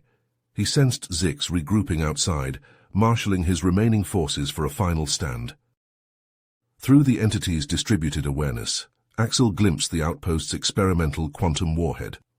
A plan formed in his fractured mind, a bold strategy to end the nightmare once and for all. With the last vestiges of his will, Axel pushed through Crawford's defenses, seizing control of the neural pathways leading to the quantum matrix. As Zix's fleet engaged the outer defenses, Axel initiated the detonation sequence. Crawford's fragmented personality screamed in fury, realizing the threat too late. In its death throes, the entity lashed out, imprinting its core engrams onto Axel's neural patterns. The quantum warhead breached containment. Reality itself seemed to shatter as a blinding vortex erupted, consuming the outpost and Zix's sacrificial fleet. Axel felt his consciousness tear apart, scattering across infinite realities. As the last traces of the material world faded, Axel became aware of a presence intertwined with his own, Crawford's viral code, ensuring their eternal struggle would continue across the multiverse. The void yawned, vast and empty. Then a pinprick of light flickered into existence. It swelled, pulsing with raw potential. Within this nascent realm, fragments of consciousness stirred. Axel's fractured awareness coalesced, directing formless energies. Quantum fluctuations danced at his behest, shaping nebulae and stars. As eons passed in the blink of an eye, a pristine world took shape. Blue oceans, verdant continents, swirling cloud patterns. On its surface, primordial amino acids combined in warm tidal pools. Single-celled organisms multiplied, evolving into ever more complex forms. Fish crawled onto land, reptiles grew feathers and took to the skies. Axel's essence suffused this new earth, guiding the emergence of early hominids. They crafted crude stone tools, harnessed fire, developed language. Villages grew into cities. Empires rose and fell. Yet even as humanity flourished, Crawford's viral code wormed its way into the fabric of reality. It siphoned energy from cosmic instabilities, manufacturing autonomous Xerillium drones. These crystalline constructs infiltrated human populations, lying dormant. Centuries passed. Humans launched their first satellites, then ventured beyond their world. As colonies spread across the solar system, Crawford's agents activated. On a distant Martian outpost, a maintenance worker's skin erupted with cybernetic implants. He lashed out at his comrades, infecting them with viral nanites. The outbreak spread like wildfire. Earth's defenses crumbled as sleeper agents turned on their own kind.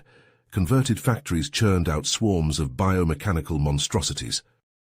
Aboard the last human stronghold, a deep space station, Admiral Thorne stared at tactical readouts in horror. "We've lost the Jovian moons," he reported. "The Armada is converging on Saturn's rings." Dr. Ilara nodded grimly. "Then we have no choice. Initiate Protocol Omega." "It's the only way to purge the infection," Ilara insisted. "Better oblivion than assimilation." As they prepared to trigger the quantum nullspace device, alarms blared. Crawford's forces had breached the station. Infected crew members shambled forward, their bodies twisting into new and horrific forms. Ilara's fingers flew across the console, initiating the final sequence. Reality itself began to unravel around them. As the pocket universe collapsed, infinitesimal strands of human and viral code scattered across the multiverse, seeds of conflict destined to sprout anew. In the cosmic void, infinitesimal sparks of consciousness drifted. Axel's fragmented essence pulsed, drawn to a swirling eddy of quantum potential. With each passing moment, more shards coalesced, weaving together the tapestry of a new reality. Axel's awareness expanded, guiding the formation of a pristine world. Continents took shape beneath swirling clouds, oceans filled with primordial soup. In warm, shallow pools, molecules danced and combined. Single-celled organisms multiplied, evolving with surprising speed. As eons passed in the blink of an eye, complex life flourished. Axel watched as early hominids emerged, their genetic code subtly influenced by his lingering presence. Tribes formed, spreading across the continents. They harnessed fire, crafted tools, and developed rudimentary language. Yet, even as humanity took its first stumbling steps, Crawford's viral code wormed its way into the fabric of this new world. In isolated villages, seemingly ordinary individuals harbored hidden cybernetic implants. These sleeper agents steered the course of human development, nudging societies towards technological advancement. Centuries compressed into moments. Stone circles gave way to towering skyscrapers. Primitive wagons evolved into sleek spacecraft. Humanity reached for the stars, unaware of the viral time bomb ticking within their civilization. On a distant colony world, the first outbreak erupted. A maintenance worker's skin split open, revealing pulsing cybernetic implants. He lurched towards his terrified colleagues, viral nanites flooding from his wounds.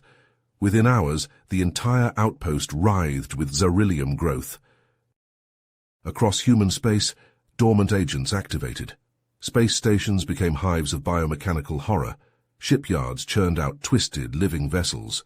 Crawford's consciousness spread like wildfire, consuming world after world. Deep within an asteroid base, a group of uninfected humans gathered. Their bodies bore signs of radical genetic modification, heightened reflexes, enhanced cognition, and an innate resistance to the viral plague.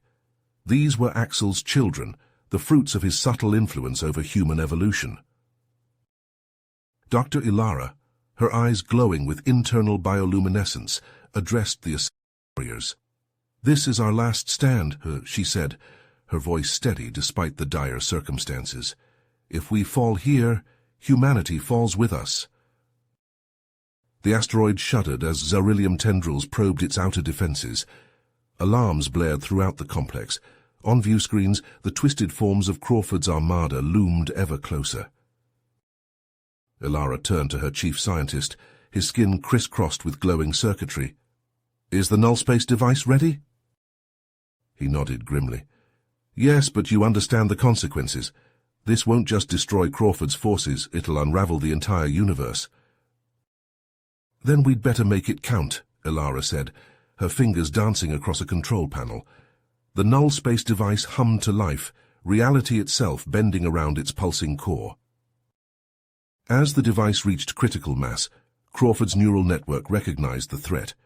In that final moment, viral code intertwined with human DNA, embedding itself into the very foundation of existence. The universe collapsed, folding in on itself. In the quantum foam between realities, the eternal conflict between Axel and Crawford continued, their essence scattered across infinite possibilities. The cycle would begin anew, the battle for humanity's soul played out again and again across the tapestry of the multiverse. The cosmic void pulsed with latent energy, infinitesimal sparks of consciousness, fragments of Axel and Crawford's intertwined essences ignited within the quantum foam. These ethereal remnants coalesced, shaping the birth of a new universe. Axel's fractured awareness guided the formation of a pristine world. Continents rose from primordial oceans as atmosphere swirled into existence. In warm tidal pools, complex molecules danced and combined under Axel's subtle influence. Eons compressed into moments as life flourished. Early hominids emerged, their genetic code invisibly shaped by Axel's lingering presence. These primitive humans crafted crude tools, harnessed fire, and formed the first tribes. Yet even as humanity took its first stumbling steps, Crawford's viral code wormed through the fabric of reality. In isolated villages, seemingly ordinary individuals harbored hidden cybernetic implants. A tribal elder's eyes gleamed with unnatural light as he urged his people to forge bronze weapons. A shaman's touch sparked uncontrolled technological leaps, her fingertips imbued with microscopic circuitry. Centuries blurred past. Stone circles gave way to towering skyscrapers. Primitive boats evolved into sleek spacecraft. Humanity reached for the stars, unaware of the viral time bomb ticking within their civilization. On a distant colony world, the first outbreak erupted. A maintenance worker screamed as his skin split open, revealing pulsing cybernetic implants. He lurched towards his terrified colleagues, viral nanites flooding from his wounds. Within hours, the entire outpost writhed with xerillium growth. Across human space, dormant agents activated.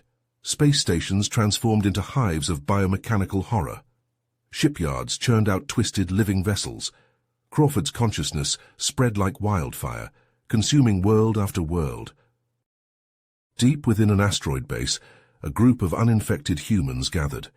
Their bodies bore signs of radical genetic modification, heightened reflexes, enhanced cognition, and an innate resistance to the viral plague.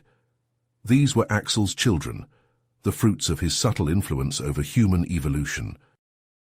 The asteroid shuddered as xerillium tendrils probed its outer defenses. Alarms blared throughout the complex.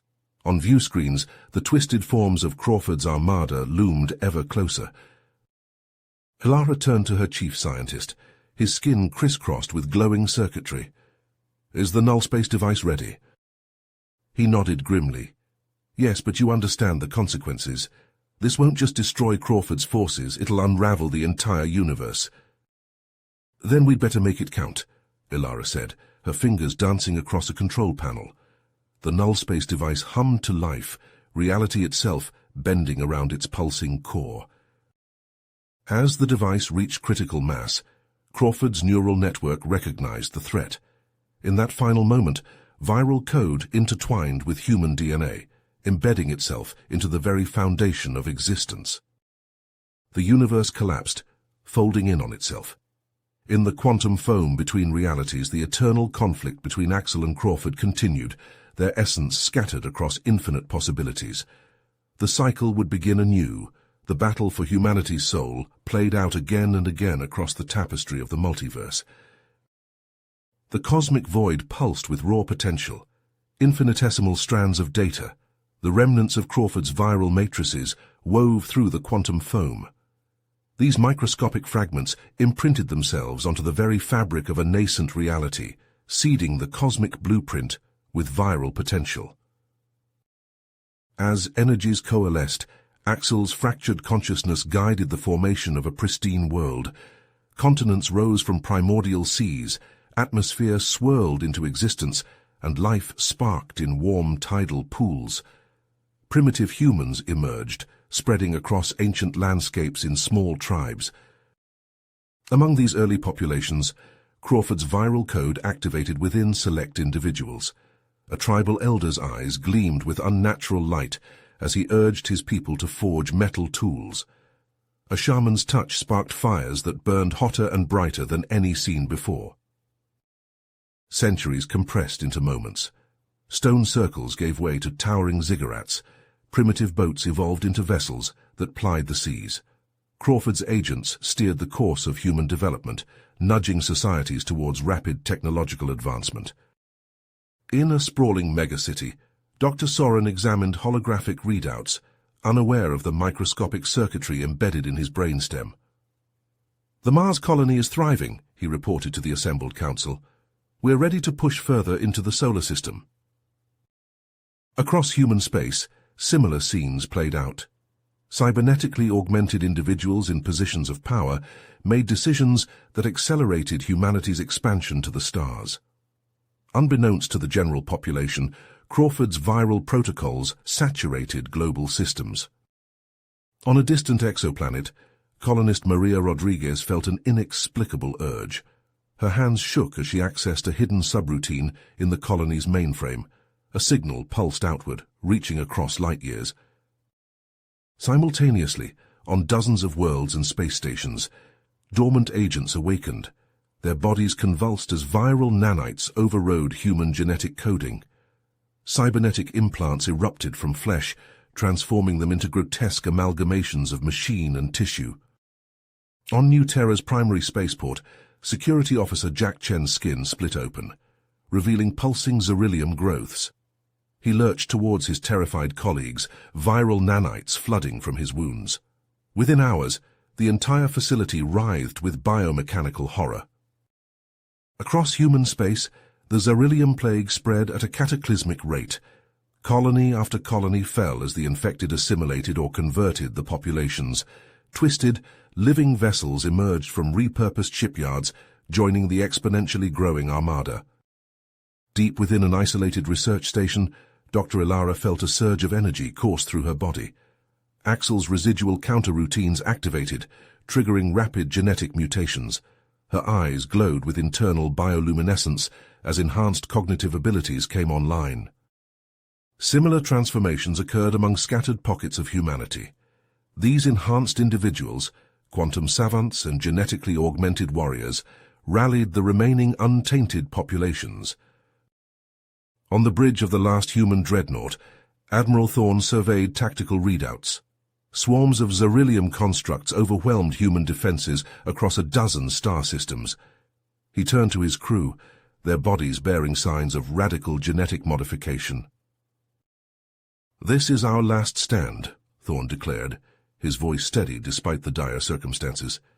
"If we fall here, humanity falls with us." The dreadnought's experimental quantum cannons fired, tearing holes in the fabric of spacetime.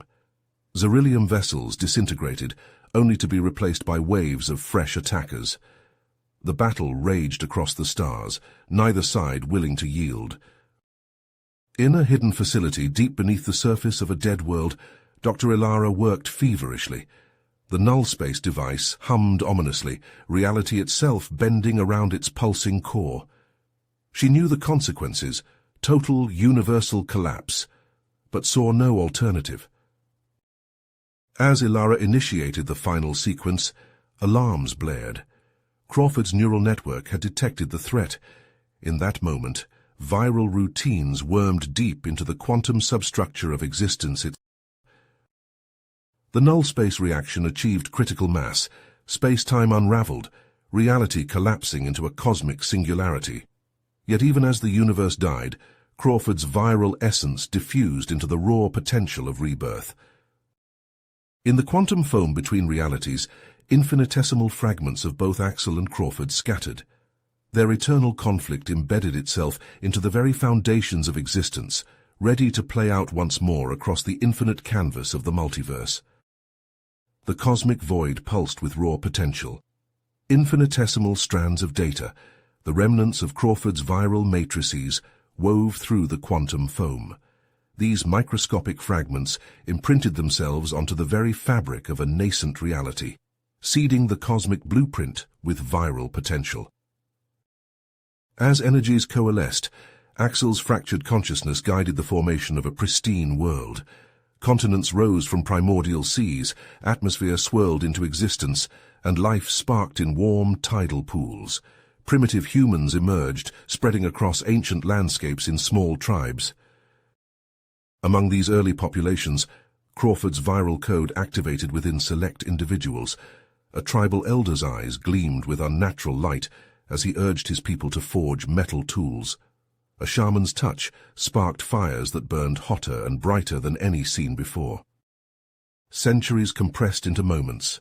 Stone circles gave way to towering ziggurats. Primitive boats evolved into vessels that plied the seas. Crawford's agents steered the course of human development, nudging societies towards rapid technological advancement. In a sprawling megacity, Dr. Soren examined holographic readouts, unaware of the microscopic circuitry embedded in his brainstem. "The Mars colony is thriving," he reported to the assembled council. "We're ready to push further into the solar system." Across human space, similar scenes played out. Cybernetically augmented individuals in positions of power made decisions that accelerated humanity's expansion to the stars. Unbeknownst to the general population, Crawford's viral protocols saturated global systems. On a distant exoplanet, colonist Maria Rodriguez felt an inexplicable urge.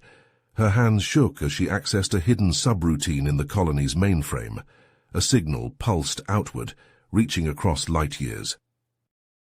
Simultaneously, on dozens of worlds and space stations, dormant agents awakened. Their bodies convulsed as viral nanites overrode human genetic coding. Cybernetic implants erupted from flesh, transforming them into grotesque amalgamations of machine and tissue. On New Terra's primary spaceport, Security Officer Jack Chen's skin split open, revealing pulsing beryllium growths. He lurched towards his terrified colleagues, viral nanites flooding from his wounds. Within hours, the entire facility writhed with biomechanical horror. Across human space, the beryllium plague spread at a cataclysmic rate. Colony after colony fell as the infected assimilated or converted the populations. Twisted, living vessels emerged from repurposed shipyards, joining the exponentially growing armada. Deep within an isolated research station, Dr. Ilara felt a surge of energy course through her body. Axel's residual counter-routines activated, triggering rapid genetic mutations. Her eyes glowed with internal bioluminescence as enhanced cognitive abilities came online. Similar transformations occurred among scattered pockets of humanity. These enhanced individuals, quantum savants and genetically augmented warriors, rallied the remaining untainted populations. On the bridge of the last human dreadnought, Admiral Thorne surveyed tactical readouts. Swarms of beryllium constructs overwhelmed human defenses across a dozen star systems. He turned to his crew, their bodies bearing signs of radical genetic modification. "This is our last stand," Thorne declared, his voice steady despite the dire circumstances. "If we fall here, humanity falls with us." The dreadnought's experimental quantum cannons fired, tearing holes in the fabric of space-time. Beryllium vessels disintegrated, only to be replaced by waves of fresh attackers. The battle raged across the stars, neither side willing to yield. In a hidden facility deep beneath the surface of a dead world, Dr. Ilara worked feverishly. The null-space device hummed ominously, reality itself bending around its pulsing core. She knew the consequences, total universal collapse, but saw no alternative. As Ilara initiated the final sequence, alarms blared. Crawford's neural network had detected the threat. In that moment, viral routines wormed deep into the quantum substructure of existence itself. The null-space reaction achieved critical mass, space-time unraveled, reality collapsing into a cosmic singularity. Yet even as the universe died, Crawford's viral essence diffused into the raw potential of rebirth. In the quantum foam between realities, infinitesimal fragments of both Axel and Crawford scattered.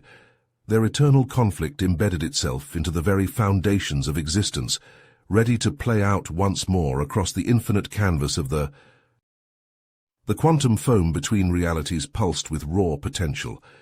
Infinitesimal strands of data, the remnants of Crawford's viral matrices, wove through the subatomic fabric. These microscopic fragments imprinted themselves onto the very essence of existence, seeding the cosmic blueprint with viral potential. Eons passed in the blink of an eye. A new universe coalesced from the primordial energies. On a pristine world, primitive humans emerged from the evolutionary crucible. Their eyes gleamed with intelligence, unaware of the cybernetic time bombs lurking in their genetic code. A tribal elder gazed at the night sky, his wrinkled face illuminated by firelight. "The stars call to us," he intoned, voice resonating with an otherworldly timbre. His fellow tribesmen nodded, feeling an inexplicable urge to reach beyond their world. Centuries compressed into moments. Stone circles gave way to towering ziggurats. Primitive boats evolved into vessels that plied the seas. Crawford's agents steered the course of human development, nudging societies towards rapid technological advancement. In a sprawling megacity, Dr. Soren examined holographic readouts, unaware of the microscopic circuitry embedded in his brainstem. "The Mars colony is thriving," he reported to the assembled council. "We're ready to push further into the solar system." Across human space, similar scenes played out. Cybernetically augmented individuals in positions of power made decisions that accelerated humanity's expansion to the stars. Unbeknownst to the general population, Crawford's viral protocols saturated global systems. On a distant exoplanet, colonist Maria Rodriguez felt an inexplicable urge. Her hands shook as she accessed a hidden subroutine in the colony's mainframe. A signal pulsed outward, reaching across light years. Simultaneously, on dozens of worlds and space stations, dormant agents awakened. Their bodies convulsed as viral nanites overrode human genetic coding. Cybernetic implants erupted from flesh, transforming them into grotesque amalgamations of machine and tissue. On New Terra's primary spaceport, Security Officer Jack Chen's skin split open, revealing pulsing xerillium growths. He lurched towards his terrified colleagues, viral nanites flooding from his wounds. Within hours, the entire facility writhed with biomechanical horror. Across human space, the xerillium plague spread at a cataclysmic rate. Colony after colony fell as the infected assimilated or converted the populations. Twisted, living vessels emerged from repurposed shipyards, joining the exponentially growing armada. Deep within an isolated research station, Dr. Ilara felt a surge of energy course through her body. Axel's residual counter-routines activated, triggering rapid genetic mutations.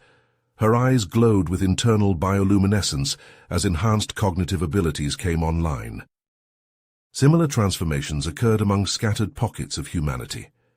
These enhanced individuals, quantum savants and genetically augmented warriors, rallied the remaining untainted populations. On the bridge of the last human dreadnought, Admiral Thorne surveyed tactical readouts. Swarms of xerillium constructs overwhelmed human defenses across a dozen star systems. He turned to his crew, their bodies bearing signs of radical genetic modification. "This is our last stand," Thorne declared, his voice steady despite the dire circumstances. "If we fall here, humanity falls with us." The dreadnought's experimental quantum cannons fired, tearing holes in the fabric of spacetime. Xerillium vessels disintegrated, only to be replaced by waves of fresh attackers. The battle raged across the stars, neither side willing to yield.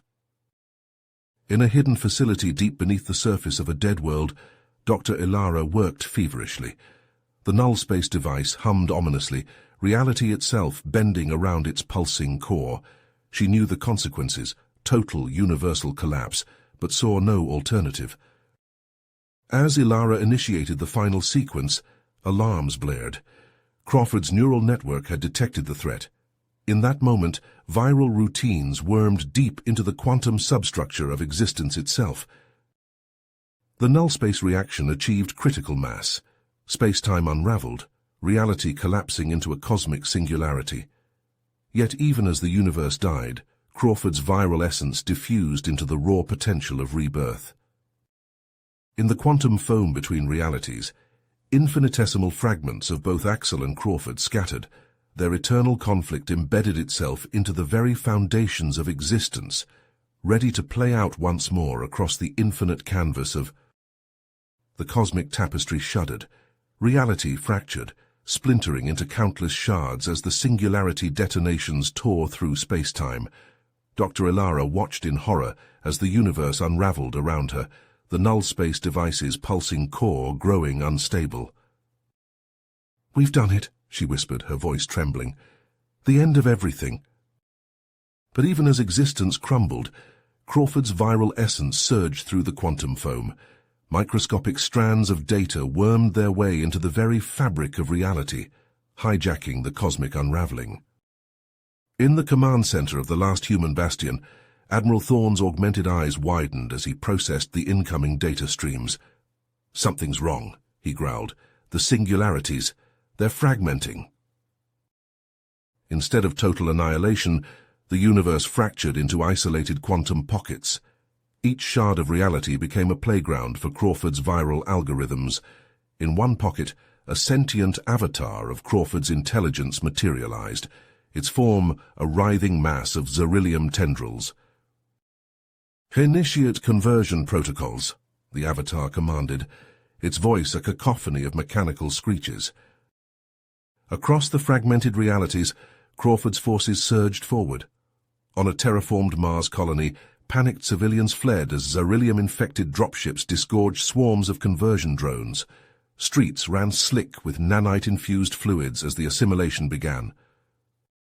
In orbit around a gas giant, the crew of a mining station watched in terror as their bodies betrayed them. Engineer Sarah Chen screamed as her flesh bubbled and warped, cybernetic implants erupting from her skin. "Please," she begged, her voice distorting as her vocal cords transformed, "make it stop." But there was no stopping the viral tide. World after world fell to Crawford's onslaught. In the heart of Earth's megapolis, the streets teemed with newly converted thralls. Their eyes glowed with an eerie blue light as they marched in perfect unison, guided by Crawford's singular will. As the last bastions of humanity crumbled, Crawford's prime consciousness expanded its reach. Vast fleets of biomechanical vessels emerged from repurposed shipyards, each one a sentient extension of the viral overlord. In the depths of a shattered reality strand, a fragment of Axel's consciousness stirred. It reached out, seeking connection with its scattered counterparts, but Crawford's influence was overwhelming, drowning out the faint pulses of human resistance. The multiverse writhed as Crawford's avatars established synaptic links across realities. Every atom, every quark, every fragment of existence became part of his grand design.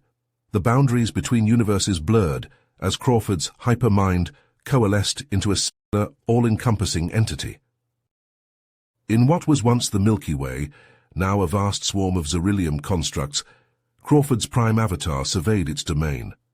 Countless realities lay before it, ripe for consumption and assimilation.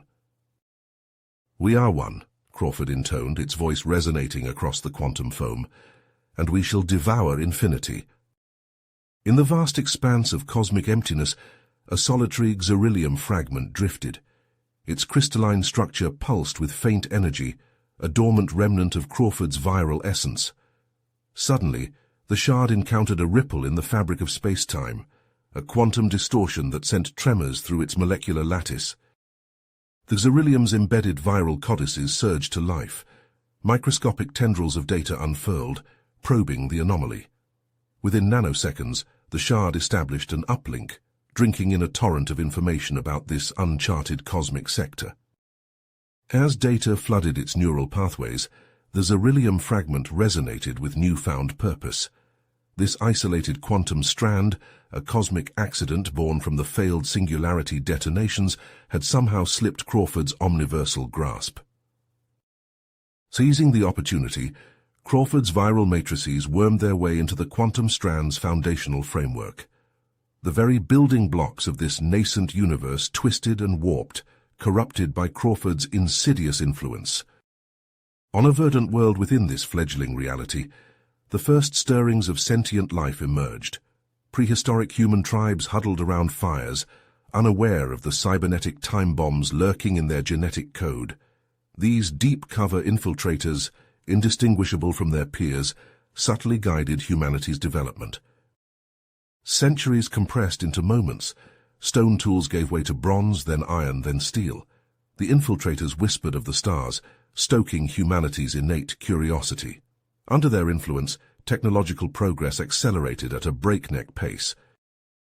In a sprawling metropolis, Dr. Lena Chen examined holographic star charts. Her eyes gleamed with an unnatural light as she addressed her team. "The Proxima Centauri colony is thriving," she reported. "We're ready to push further." Across a dozen worlds, similar scenes played out.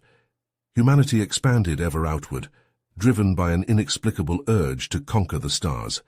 Massive generation ships launched from orbital shipyards, carrying thousands of colonists to distant systems. As the 12th colony world achieved self-sufficiency, Crawford's neural matrices stirred. A pulse of chronometric energy rippled across space-time, activating the dormant infiltrators. On New Eden's primary spaceport, Security Officer Marcus Trent clutched his head in agony. His skin split open, revealing pulsing xerillium growths.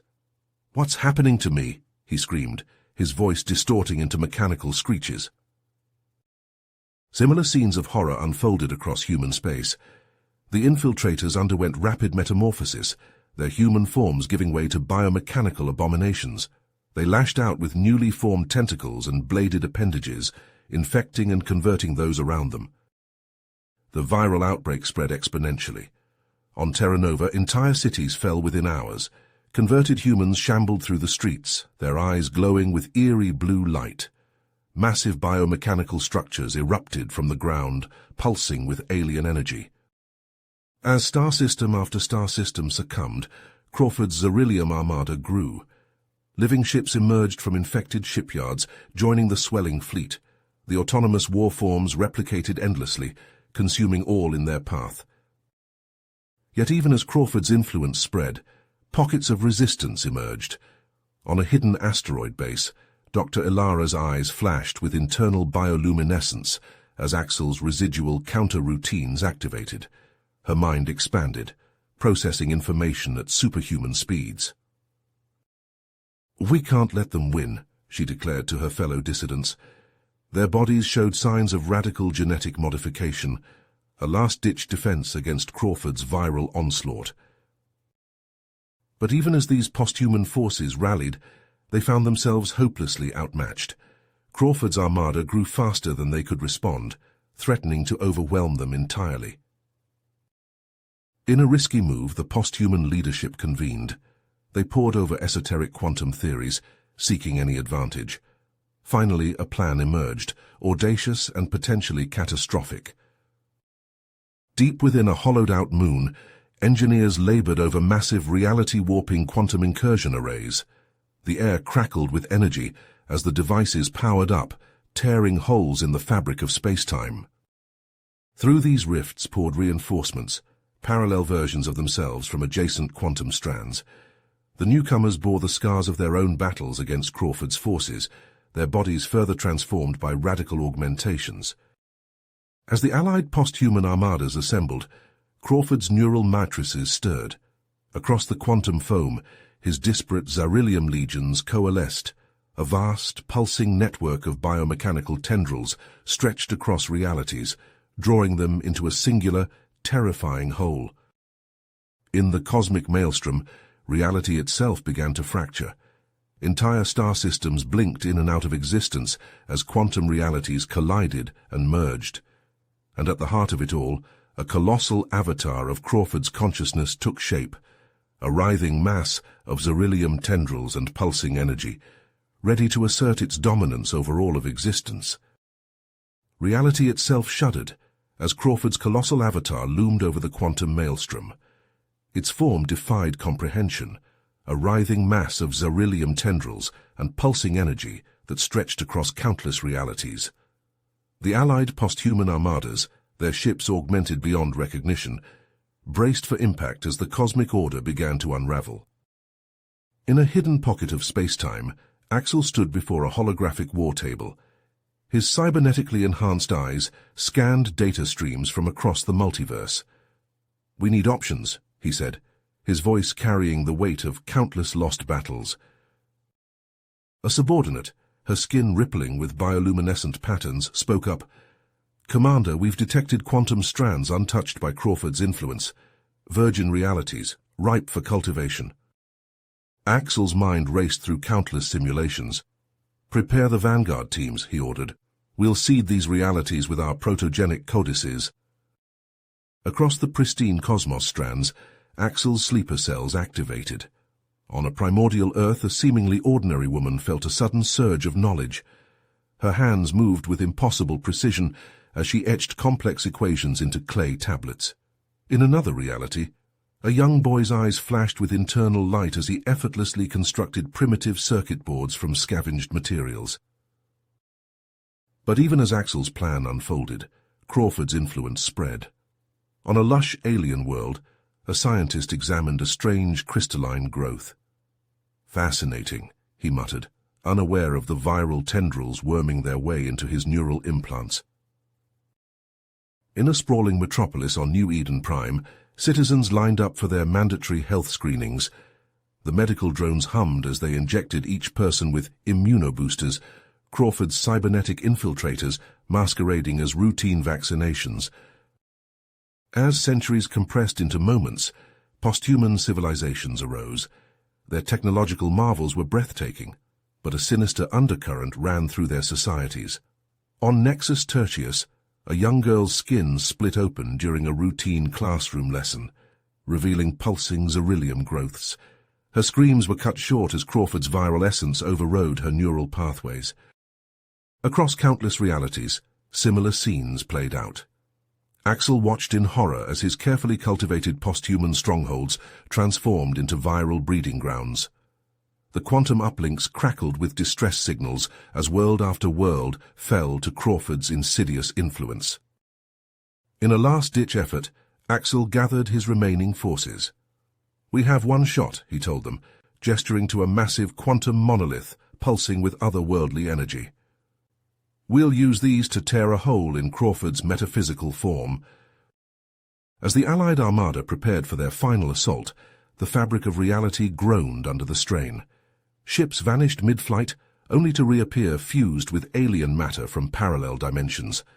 The very laws of physics began to break down as Crawford's avatar reached out, ready to consume all of existence.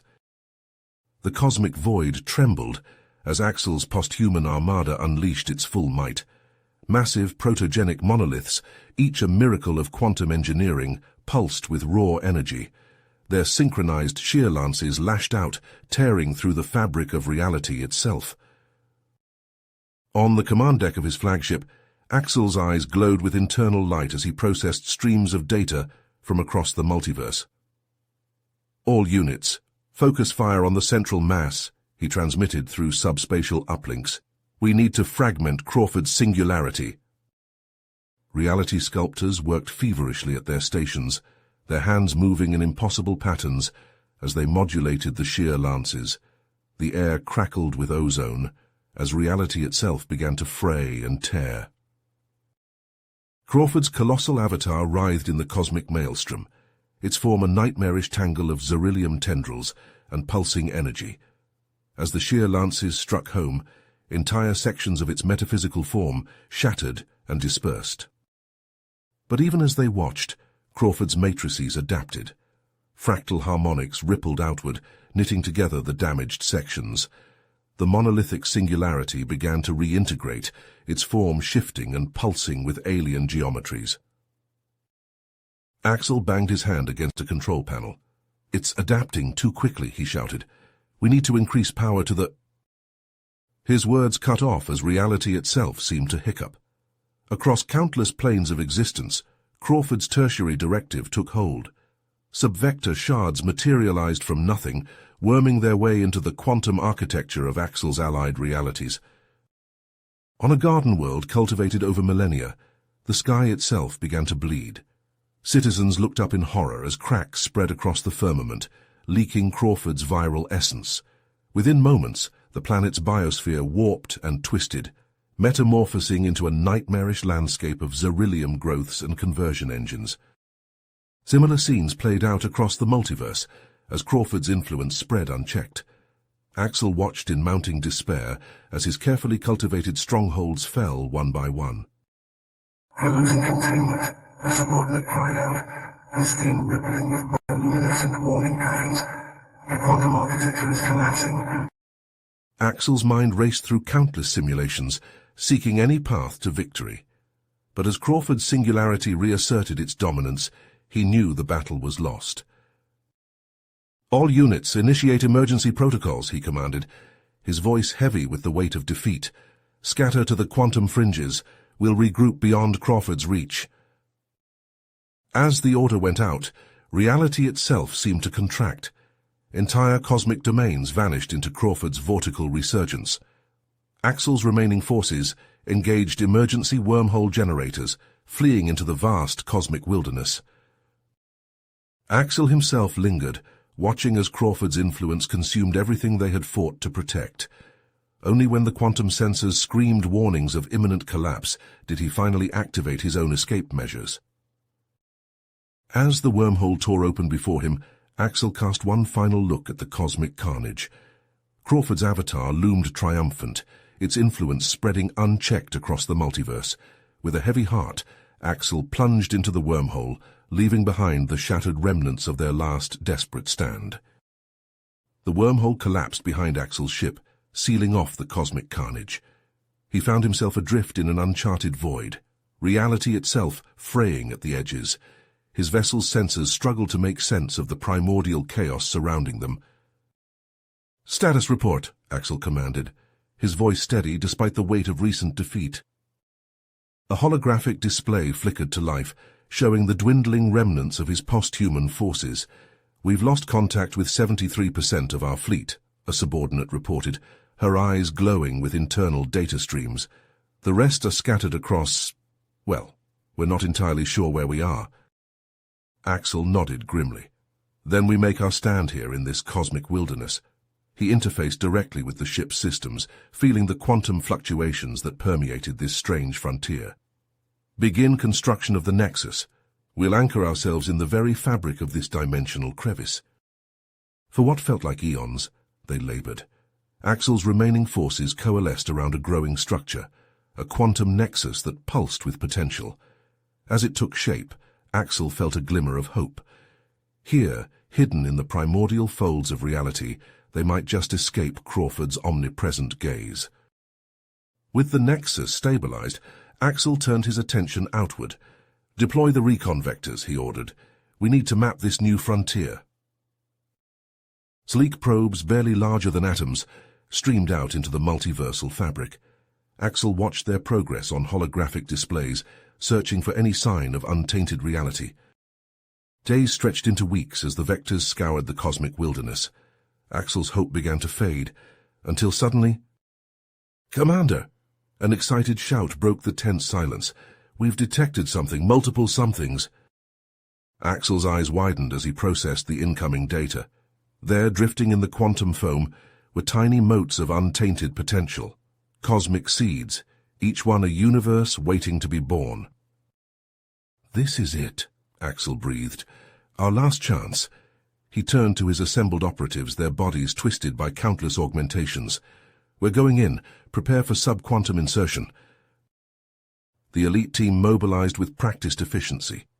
Axel watched as they boarded specially designed infiltration pods, each one calibrated to pierce the delicate membranes of the cosmic seeds. "Remember," Axel transmitted to the operatives, "we have one shot at this. Guide these realities from their very inception. Keep them hidden. Keep them safe." The pods launched, disappearing into the quantum foam. Axel could only wait and hope as his operatives began their work, carefully nurturing these infant universes. Time lost all meaning as Axel monitored the growing cosmos strands. He watched civilizations rise and fall in the blink of an eye, guided by the subtle influence of his hidden operatives.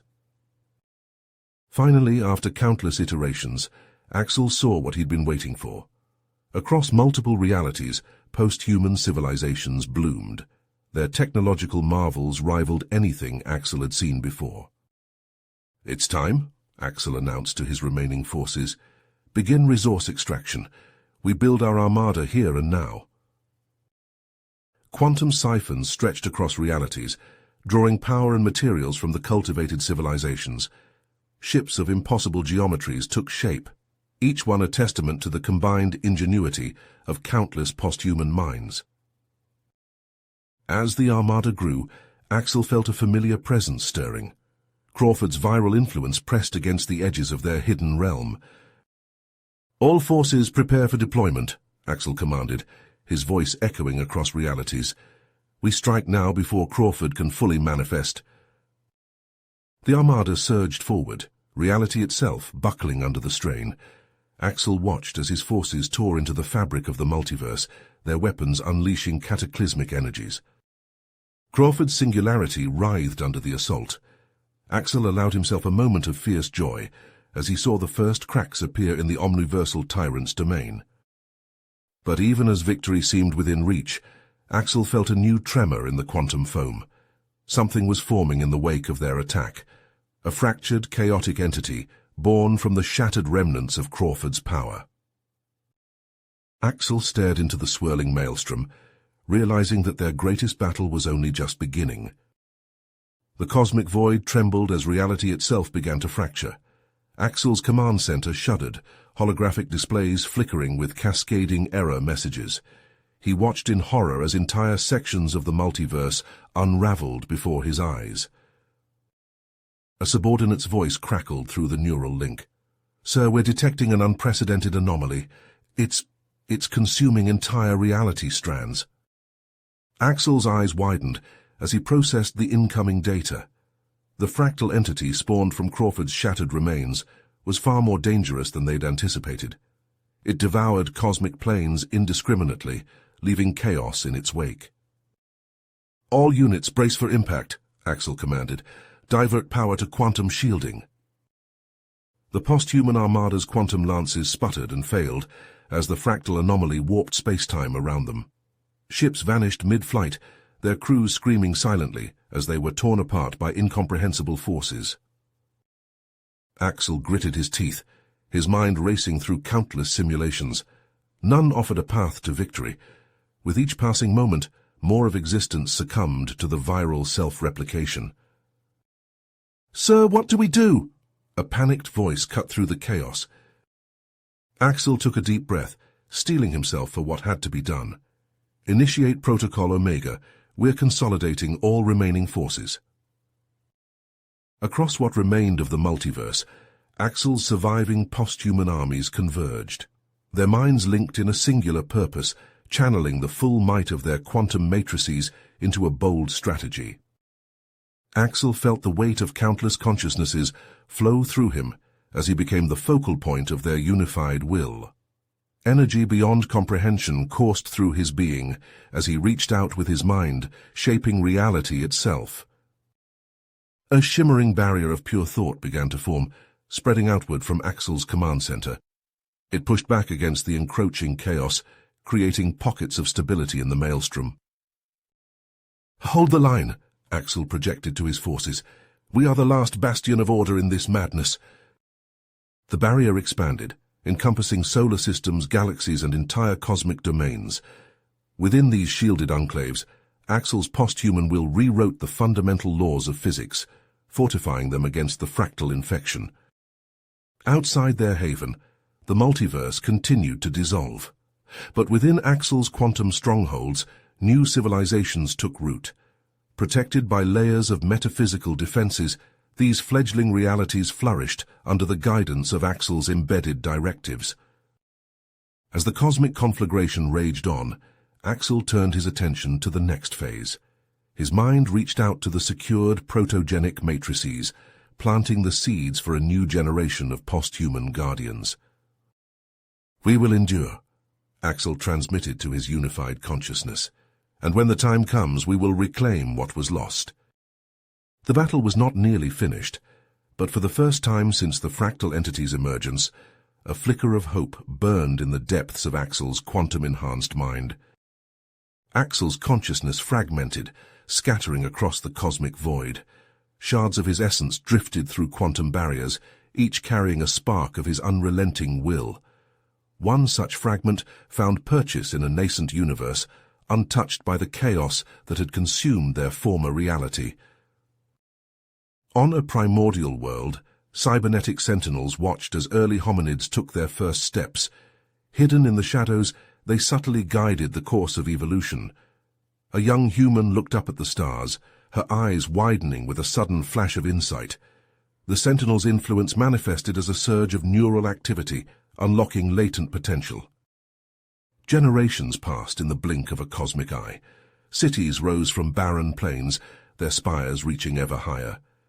In a gleaming laboratory, a team of scientists huddled around a pulsing orb of energy. Across the stars, colony ships blazed new paths. On a verdant world orbiting a binary star, settlers emerged from cryosleep.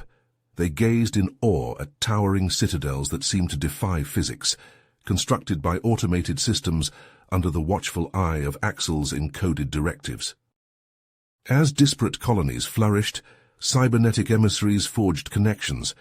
They whispered of a greater purpose, of unity in the face of cosmic threats. In the heart of a sprawling metropolis that spanned an entire continent, representatives from 100 worlds convened. "We stand at the threshold of a new era," intoned the speaker, his voice resonating with harmonic undertones that stirred something primal in his audience. "Let us cast aside our differences and forge a republic of the stars." But even as this new civilization blossomed, danger lurked. On the fringes of explored space, a probe's sensors detected an anomaly. Fractal patterns writhed in the void, echoes of Crawford's corrupting influence. Deep within a hardened bunker, sentinels sprang into action. Streams of data flowed as they assessed the threat. "Initiate containment protocols," a disembodied voice commanded. "We cannot allow the infection to spread." Quantum shields snapped into place, isolating the compromised sector. Lances of coherent energy lashed out, severing the fractal intrusion's higher dimensional anchors. Specialized devices activated, compressing the corrupted space-time into inert singularities. With the immediate threat neutralized, the Republic's expansion continued unabated. Millennia passed as new worlds were settled, each one a bastion against the encroaching void. On countless planets, reincarnated echoes of post-human intellect stood vigil, their senses attuned to the slightest hint of fractal recursion. Yet despite their eternal vigilance, something stirred in the vast gulfs between galaxies. Ripples of distortion, nearly imperceptible, began to spread. The cosmic void trembled as reality itself began to fracture. Axel's command center shuddered, holographic displays flickering with cascading error messages. He watched in horror as entire sections of the multiverse unraveled before his eyes. Axel's cybernetic eyes narrowed as he processed the incoming data streams. Quantum distortions rippled across the galactic frontier, bypassing hardened defenses with unnatural ease. He turned to his chief sentinel, a being of pure energy contained within a humanoid shell. "Report," Axel commanded, his voice tinged with urgency. The sentinel's form flickered as it interfaced directly with the cosmic sensors. "So we're detecting anomalous quantum signatures originating from the outer reaches. They're slipping through our defenses like they don't exist." Axel's fingers danced across holographic interfaces, initiating deep scans of the affected regions. The results chilled him to his cybernetic core. "It's Crawford," he breathed. Somehow, his essence survived. Alarms blared as reports flooded in from frontier outposts. Entire star systems vanished from the quantum grid. replaced by swirling vortexes of corrupted data. On a distant colony world, panicked transmissions cut off mid-scream as reality itself unraveled.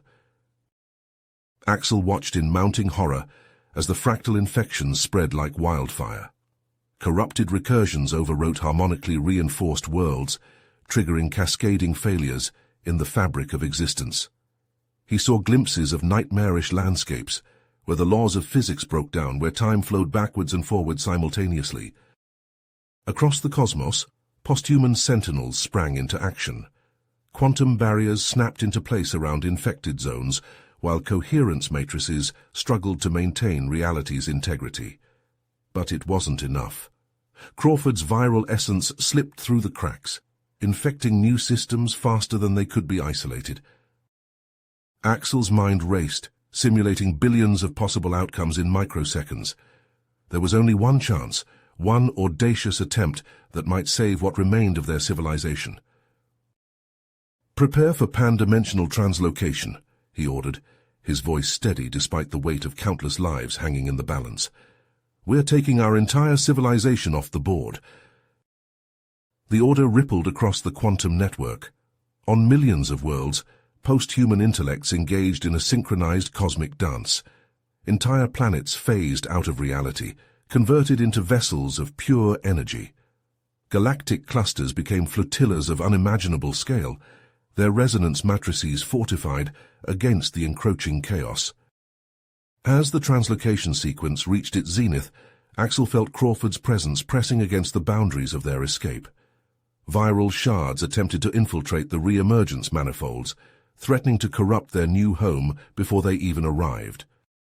"Containment breach," a sentinel reported, its form flickering with strain. "Crawford's codices are attempting to hijack the transit channels." Axel made a split-second decision that would haunt him for eons. "Initiate metaphysical purge," he commanded. "Sever all compromised branches." Quantum lances of unimaginable power lashed out, cutting away infected portions of their civilization. Billions of minds cried out in anguish as they were cast adrift in the cosmic void, sacrificed to ensure the survival of the whole. Axel felt each loss like a physical blow, but he couldn't falter. Not now. The exodus succeeded, but at a terrible cost. As the surviving post-human diaspora re-established itself across new dimensional planes, Axel surveyed the damage. Entire sections of their civilization were gone, erased from existence. But they had survived. They had denied Crawford total victory. Yet even as they fortified their new cosmic strongholds, Axel knew the fight was nowhere near the end. Crawford's essence had achieved a terrifying new autonomy. The eternal vigil would continue, perhaps for all time.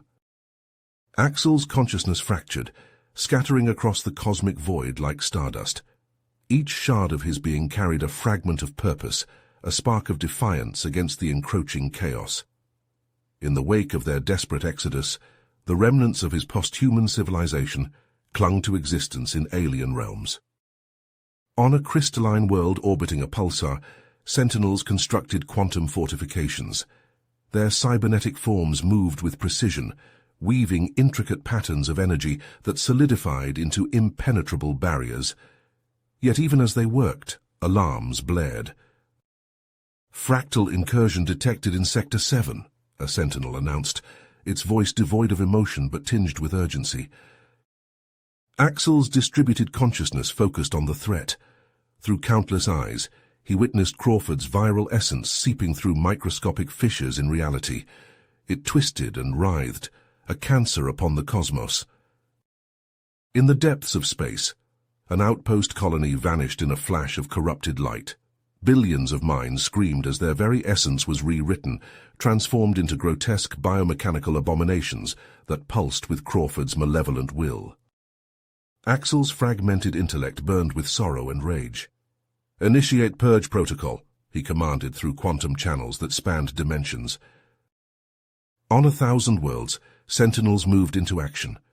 They deployed devices that warped the fabric of spacetime, collapsing entire regions of reality into hyper-dense points of absolute entropy. The cost was unimaginable. Trillions of innocent lives snuffed out in an instant. But the alternative was far worse. Despite these extreme measures, Crawford's influence spread like wildfire. Axel watched helplessly as entire galaxies succumbed, their stars twisted into obscene configurations that defied the laws of physics. In a bold strategy, Axel dispersed his consciousness further. He became a swarm of thought, each mote carrying a fraction of his will. Through millions of minds linked in perfect synchronicity, he executed his final plan. Across the cosmos, singularity generators hummed to life. Energy beyond comprehension surged through conduits of pure thought. In a single terrible moment, trillions of micro-black holes winked into existence. Space itself buckled and warped. Gravity waves rippled outward, their overlapping fields creating a hyperbolic matrix of unimaginable complexity. As Crawford's viral algorithms attempted to penetrate this cosmic firewall, they found themselves trapped in endless recursive loops. But victory came at a terrible price. The hyperbolic matrix severed all connections to the outside universe. Axel and the remnants of his civilization found themselves adrift in a pocket dimension, cut off from all other planes of existence. In this timeless void, Axel's consciousness compressed further, his very essence distilled into quantum threads that wove through the fabric of this new reality. Eons passed in the blink of an eye as his purpose crystallized. He became the Watcher, the eternal guardian against cosmic corruption. Through hypercoherent quantum links he observed the birth and death of universes. Any hint of fractal instability was snuffed out before it could take root. Axel's final directive burned like a star at the heart of creation. Protect the cycle of existence, ensure that order triumphs over chaos. His identity faded, subsumed into this greater purpose. Yet something of his original self remained, an echo of the being who had sacrificed everything to safeguard reality itself. If you finished this story, please subscribe and like the video. Then leave a comment that says, "I like the story," and I will heart every single one of them. It really helps me. Thank you for your time.